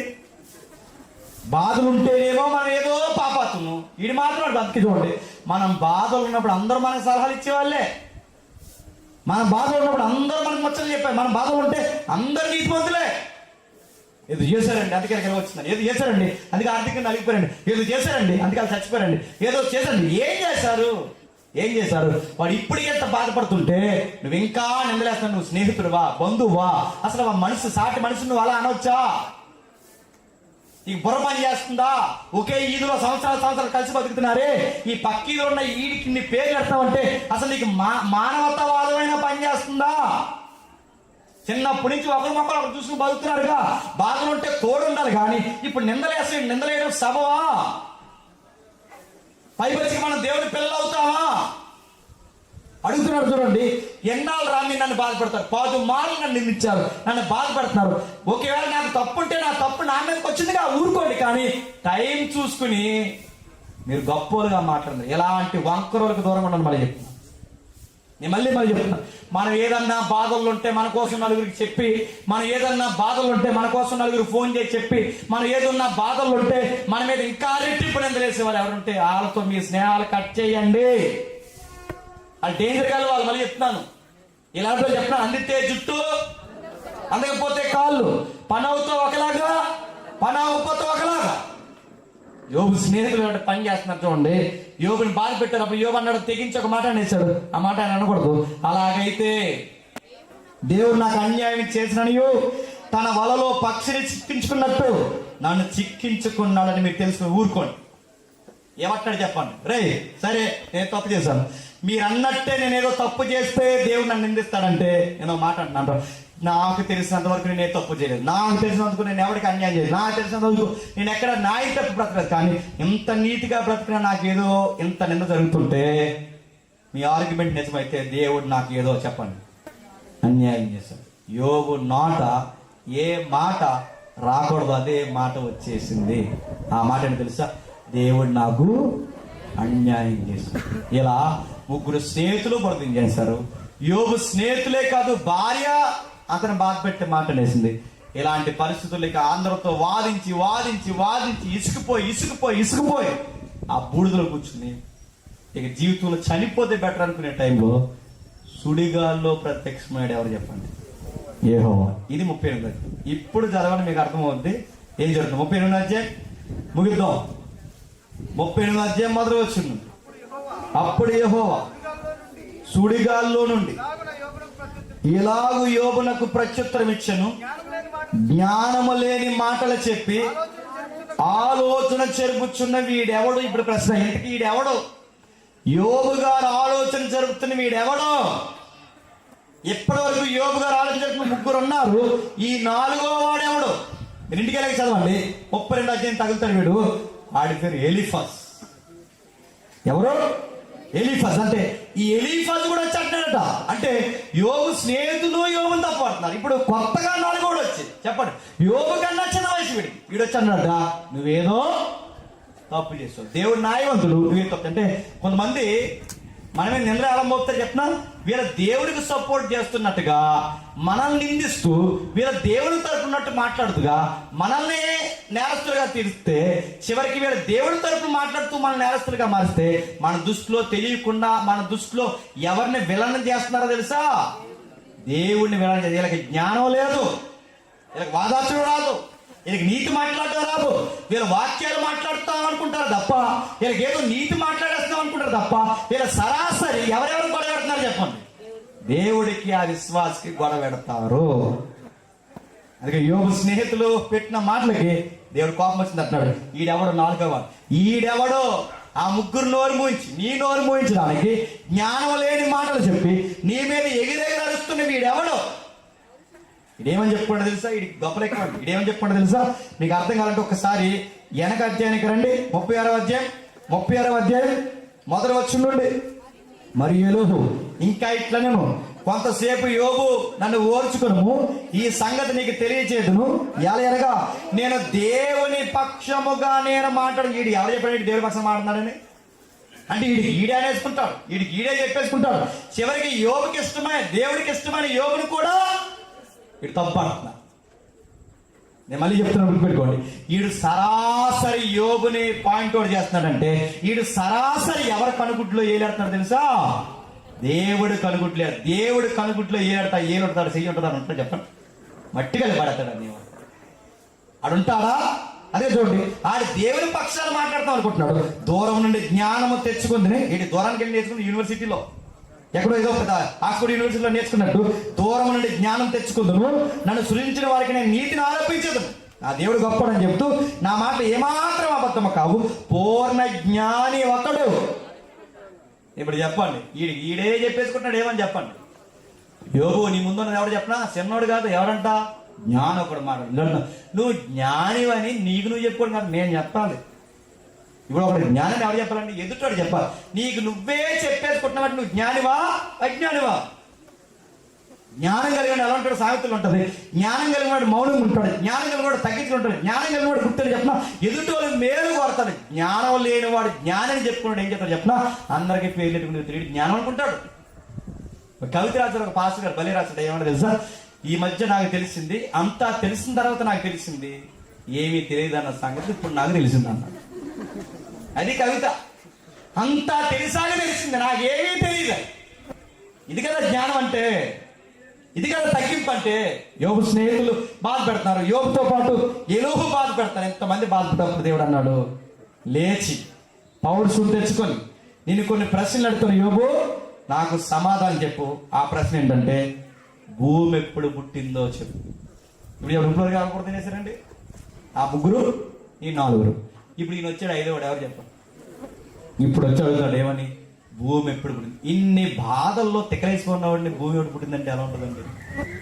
కానీ దేవుడు అడగాల్సింది అడుగుతాను. ఎందుకు అడుగుతాడు చెప్పిన? యోబు ఒక మాట అన్నాడు, దేవుడు నాకు చెప్పండి అన్యాయం చేసింది. ఇప్పుడు యోబు నోటికి వచ్చిన మాట మరో మాట చెప్పిన, నేను చచ్చిపోతే బాగుండు, పిండముగా రాలిపోతే బాగుండు, మా అమ్మ కనకపోతే బాగుండు, చీకట్లో రాలిపోతే బాగుండు, అంధకారం కమ్మేస్తే బాగుండు, వెలుగు చూడకపోతే బాగుండు, భూమి నన్ను మోరిగిపోతే బాగుండు, దేవతలో నక్షత్రాలు లేకపోతే బాగుండు, పాటలు పాడకపోతే బాగుండు.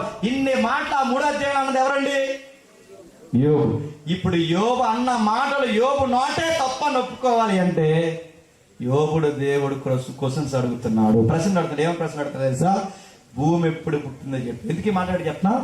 యోబు గుర్తుపెట్టుకో, నువ్వు పుట్టాలి అంటే, యోబు గుర్తుపెట్టుకో, నువ్వు పుట్టాలంటే మీ అయ్యి పుట్టాలి, మీ అయ్యి పుట్టాలంటే వాళ్ళయ్యి పుట్టాలి, వాళ్ళందరూ పుట్టాలంటే ఇంకో మనిషి పుట్టాలి, ఆ మనిషి పుట్టాలంటే ఈ మనుషులందరూ పుట్టాలి, ఈ మనుషులందరూ పుట్టాలి అంటే భూమి పుట్టాలి. ఇప్పుడు చెప్పు, నువ్వు అక్కడ పుట్టాలని మొదటోడిని పుట్టించి, రెండో వాడిని పుట్టించి, మూడో వాడిని పుట్టించి, ఇన్ని తరాలను పుట్టించి, మీ తాతను మొత్తాన్ని అందరిని పుట్టించి, మీ అయ్యని పుట్టించి, అందరినీ భరించి నువ్వు అక్కడ కావాలి ఎంతమందిని పుట్టిస్తే, పుట్టుమని పుట్టి బాధిస్తే నువ్వు ఏమంటా చెప్తా?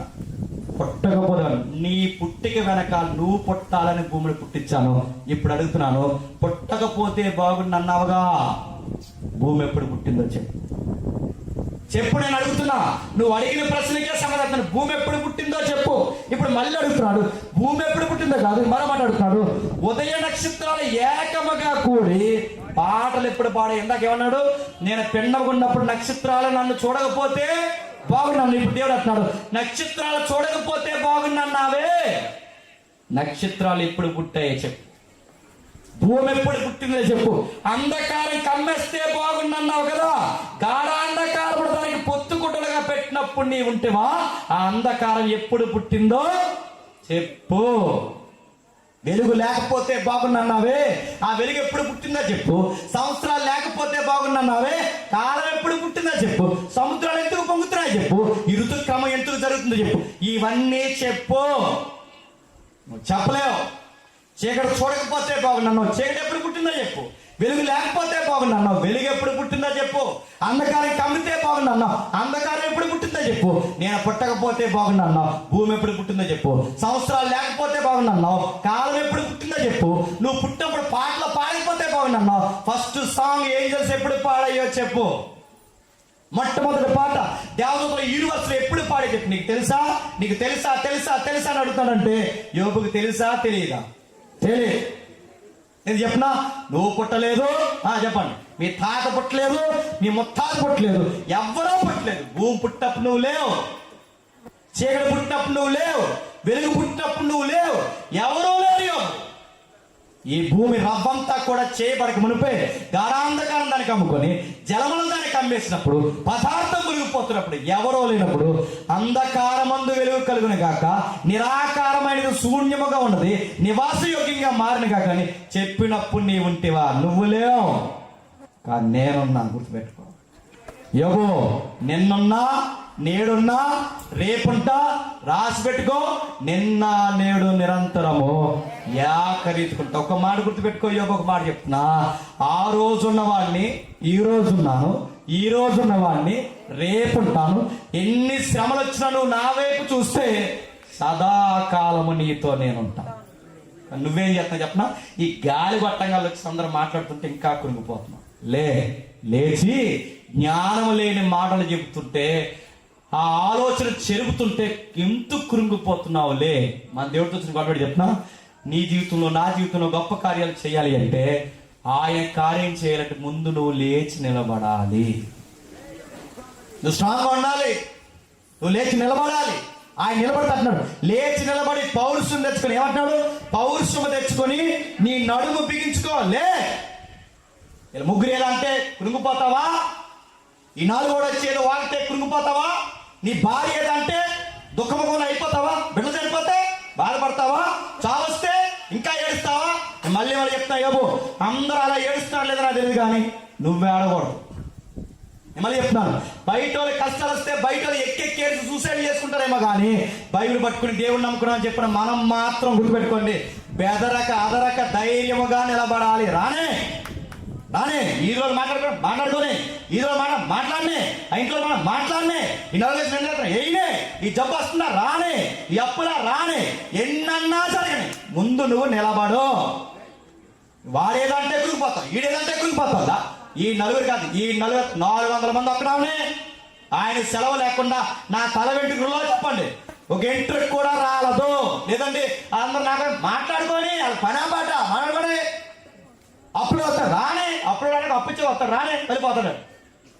అప్పుడు వస్తే బాధపడతావు, తిప్పుడు వస్తే బాధపడతావు, ఏదన్నా అంటే వాళ్ళు దేనికి బాధపడతావు? నేను అడుగుతాను, సగం మన జీవితం ఎలా పడిపోతుంది చెప్పినా భయపడే చచ్చిపోతున్నామ్మా. జబ్బు వచ్చిందంట అడుగుతున్నాను, జబ్బు కన్నా పెద్ద జబ్బు చెప్పిన భయం. అది చెప్తాను, భయం. డాక్టర్ గారి దగ్గరికి వెళ్ళారట, ఆ డాక్టర్ గారి వెళ్తే డాక్టర్ అన్నాడట, ఒకడు వచ్చావా ఎవరినైనా తీసుకొచ్చావా అన్నాడంట. అంతే, ఇక్కడికి 2 మాసం చెప్పినా. సార్ ఎందుకు సార్ తోడు గారు 4 రోజులు ఇస్తారు నన్ను, ఏమేమి చెప్పండి సార్, నాకేం చెప్పు ఉందని. మా సెమినార్ జరుగుద్ది, ముగిస్తాను. 4,000 మంది 3,000 మంది అలా వస్తారండి అన్ని రాష్ట్రాల నుంచి. మన లాస్ట్ వీక్ వచ్చారు సుమారు 5,000 వరకు. అంతమంది సెమినార్కి వస్తే ఈ సోలాపూర్ నుంచి సుమారు 100 మెంబర్స్ వచ్చారు. ఆ మహారాష్ట్ర ఉందిగా, అక్కడి నుంచి ఈ దూరం నుంచి వస్తే వీళ్ళకి సరైన ట్రైన్ దొరక్క నిలబడి వచ్చేసారు కొంతమంది చెల్లెళ్ళు కూడా. ఆ నిలబడి వచ్చినప్పుడు ఈ లాంగ్ డ్రైవ్ లో ఈ రేపు నడుస్తుందిగా ట్రైన్, ఎంతో దూరం వచ్చిన తర్వాత నిద్ర లేక అలసటకి సరైన ఫుడ్ దొరక్క ఈ చెల్లి సెమినార్కి వచ్చిన తర్వాత పగలంతా క్లాసులో కూర్చుంది. సాయంకాలం మనకి మెడికల్ క్యాంప్ ఉంటుంది. ఆ మెడికల్ క్యాంపులో ఆ చెల్లిని మనకున్న డాక్టర్లు చెక్ చేస్తే, మన సహోదరులు డాక్టర్ కొంతమంది చెక్ చేస్తే, ఆ చెల్లి నోస్ ఈ మూతు, ఈ ముక్కు, ఈ కన్ను ఒకేసారి ఇలా సైడ్కి లాగడం చూసేయాలి. గమనించమ్మా, ఇది తేడా ఉందని అన్ని రెఫర్ చేసి కాకినాడ హాస్పిటల్కి వచ్చాం. ఎమర్జెన్సీ అక్కడ ఉందిగా ఆ నాగమలతో. అక్కడికి వస్తే అక్కడికి వచ్చిన తర్వాత ఏ లేదు కంగారు పడుకుని నిద్ర లేక రెస్ట్ లేక అలా ఫేస్ అలా లాగుతుంటుంది అప్పుడప్పుడు. అయినా కానీ మీకు అనుమానం ఉంది కనుక మేము టెస్ట్ చేస్తామని ఎంఆర్ఐ స్కాన్ తీసుకురాము. ఎంఆర్ఐ స్కాన్ తెలుసు కదండి, లోపలికి పంపిస్తారు. ఆ లోపలికి వెళ్ళడానికి పంపించడానికి బాక్స్ దగ్గర తీసుకెళ్ళేవాడి. పంపిస్తే లోపలికి వెళ్దే అలా ఆయన ఉన్నాడు, అలా అన్నయ్య ఉన్నాడు, అందరూ ఉన్నారు. సోలాపూర్ నుంచి వచ్చిన తమ్ముళ్ళు అందరూ అక్కడ ఉన్నారు.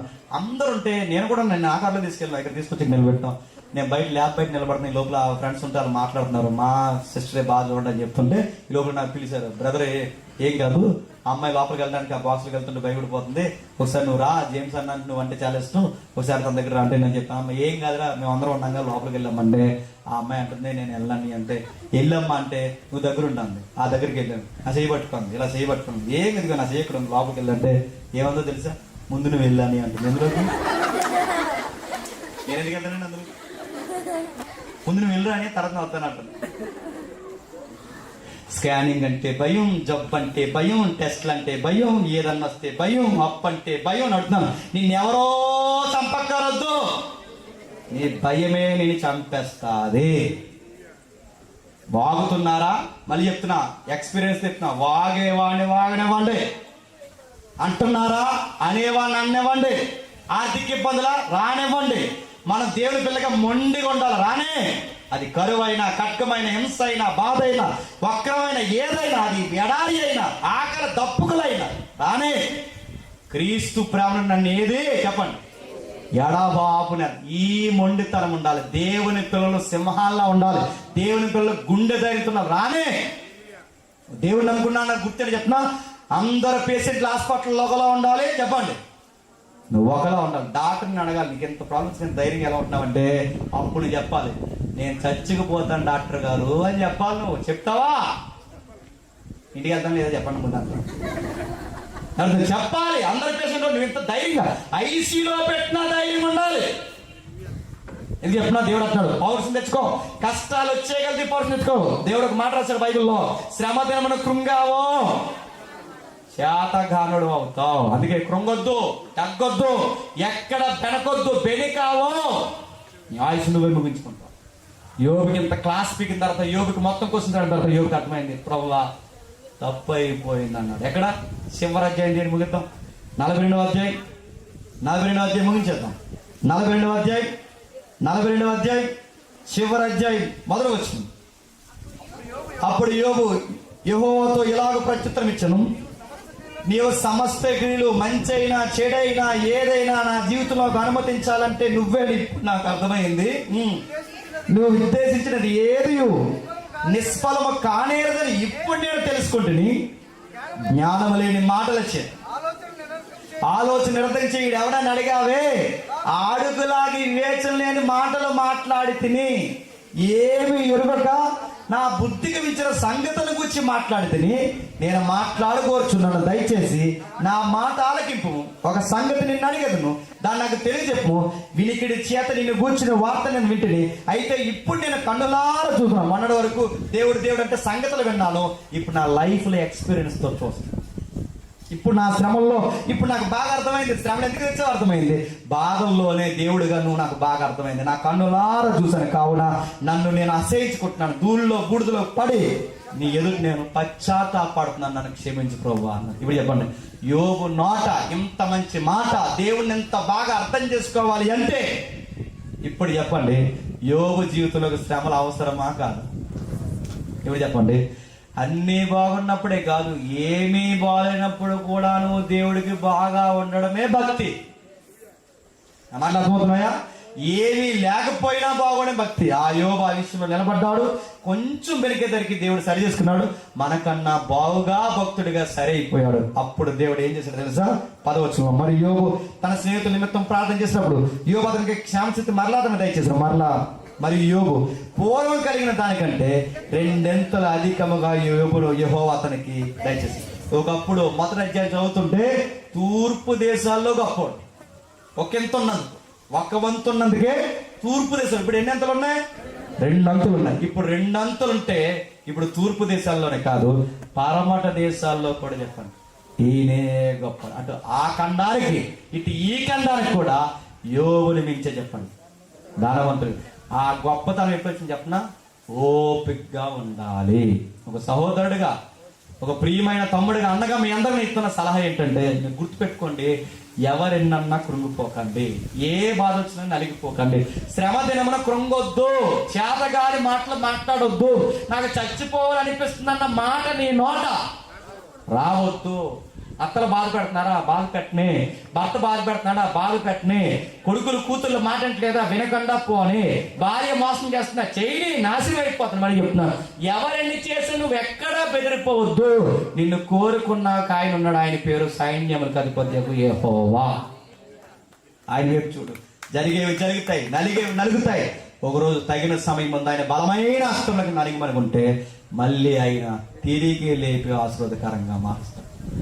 ఒక మాట చెప్తున్నా, యోబు ఎవరి కోసం నలిగిపోయాడు? యోబు కోసమే నలిగిపోయాడు. కానీ ఒక ఆయన ఉన్నాడు, మన కోసం నలిగిపోయాడు. యోబు కొన్ని సంవత్సరాలు నలిగిపోయాడు. యోబు కన్నా ఘోరంగా నలిగిపోయాడు. శరీరధారి అన్న దినముల్లో మహారోదనతోను కన్నీళ్లతో నలిగిపోయాడు. ఈయన యోబు కాదు, ఆయన పేరు నజరుడైన యేసు. యోబు జీవితంలో కొన్ని రోజులు బాగుండి బాగిపోయింది. కానీ ఒక ఆయన ఉన్నాడు, ఆయన భూమి మీద పుట్టిన మొదలుకొని చనిపోయేంత వరకు, తిరిగి లేచేంత వరకు ఆయన శ్రమ పడుతున్నాడు. ఇప్పటికీ మానసికంగా బాధపడుతున్నాడు. సంఘాన్ని బట్టి, నాయకులను బట్టి, మనుషులను బట్టి, భక్తులను బట్టి, సౌలు లాంటి వ్యక్తులను బట్టి సంఘం హింసకు గురైతే ఇప్పటికే బాధపడుతున్నాడు. ఆయన బాధపడుతున్న ఆయన పేరు ప్రభు అయిన యేసుక్రీస్తు. ఆయన దగ్గరికి రా. నిన్ను కానీ స్నేహితులు అర్థం చేసుకుంటారు లేదో నాకు తెలియదు, కానీ నిన్ను కానీ చుట్టాల పట్ల అర్థం చేసుకుంటారు లేదో నాకు తెలియదు, కానీ నీ బాధను యోబైనా అర్థం చేసుకుంటారు లేదో నాకు తెలియదు, కానీ నీ దుఃఖ దినాలను అర్థం చేసుకున్న ఒక ఆయన పేరు ఏం పేరు చెప్పండి? నాజరేయుడైన యేసు. మన పరిస్థితి ఏంటో ఆయనకి బాగా తెలుసు. మనం ఎంత దూరం అయిపోయానికి బాగా తెలుసు. మనం ఎంత అగాధం ఉన్నాయని బాగా తెలుసు. మన పాపం మనం ఎంత పీక మీద అడిగేసి తొక్కపోతుందని బాగా తెలుసు. అన్నీ తెలుసు కనుకే ఆయనే దీనుడిగా దిగి చెప్పండి రావాల్సి వచ్చింది. మనల్ని ధనవంతులు చేయడానికి ఆయన దరిద్రుడు అయ్యాడు. మన ఆశీర్వాదకరంగా మార్చడానికి ఆయన ఈ మట్టి మార్గాల్లో నడిచాడు. నీకు ఎవరు తోడున్నా తోడు లేకపోయినా సదాకాలం నీ చేయబట్టుకునే సిలువ వేయబడిన యేసు నీకు తోడున్నాడు. నమ్మిన వారు ధన్యులు. ఎంత విన్న తర్వాత కూడా లేనిపోని చిన్న చిన్న టెన్షన్లకు నువ్వు గురయ్యావో నీకు వాక్యం అర్థం కాదు, నీ ఆత్మకు నువ్వే ఉత్తరవాది. దేవుడు నిన్ను దీవించిన గాక. ఆమేన్, ఆమేన్, ఆమేన్. ప్రేమ గల తండ్రి, కృపగల దేవ, ఆలస్యమైన కొన్ని బలమైన సంగతులు విన్నారు. రేపటి దినాన్ని ఇంకా త్వరగా మేము ముగించుకునే ధన్యత, అనుకూలత మాకు దయచేయండి. మేము తిరిగి వెళ్తున్నాం, క్షేమంగా నడిపించండి. అనేక అన్నలు, తమ్ముళ్ళు, స్నేహితులు, సేవకులు, తల్లులు, తండ్రి అనేక మంది దగ్గర కూడుకున్నారు దేవ. శ్రద్ధగా వాక్యాన్ని విన్నారు తండ్రి. నిజమే, మేము ప్రతి దానికి కృంగిపోతే ఇంక మాలో భక్తి ఏమను తండ్రి. అనేవాళ్ళు అంటారు దూరం అయిపోతారు, వచ్చే వాళ్ళు వస్తారు, పోయే వాళ్ళు పోతారు. ఎన్ని జరిగిపోయినా మీరు మాకు తోడున్నారు. ఈ విశ్వాసం మాకుంటే ఎప్పటికైనా విజయం మాదే తండ్రి. ఆ ధైర్యంతో, ఆ ధన్యతతో, ఈ యొక్క దర్శనంతో మమ్మల్ని నడిపిస్తారని కోరుతూ, యోబుతో మాట్లాడిన, చరిత్రలో మాట్లాడిన మీరు ఈ రాత్రి మాతో కూడా మీరు మాట్లాడారు. అందరినీ, అన్ని కుటుంబాలని బలపరుస్తారని కోరుతూ, నా శత్రువుని, మిత్రుల్ని అందరినీ మీ చేతుల్లో పెడుతూ క్రీస్తున్నామని సమర్పిస్తున్నాం తండ్రి. ఆమేన్, ఆమేన్.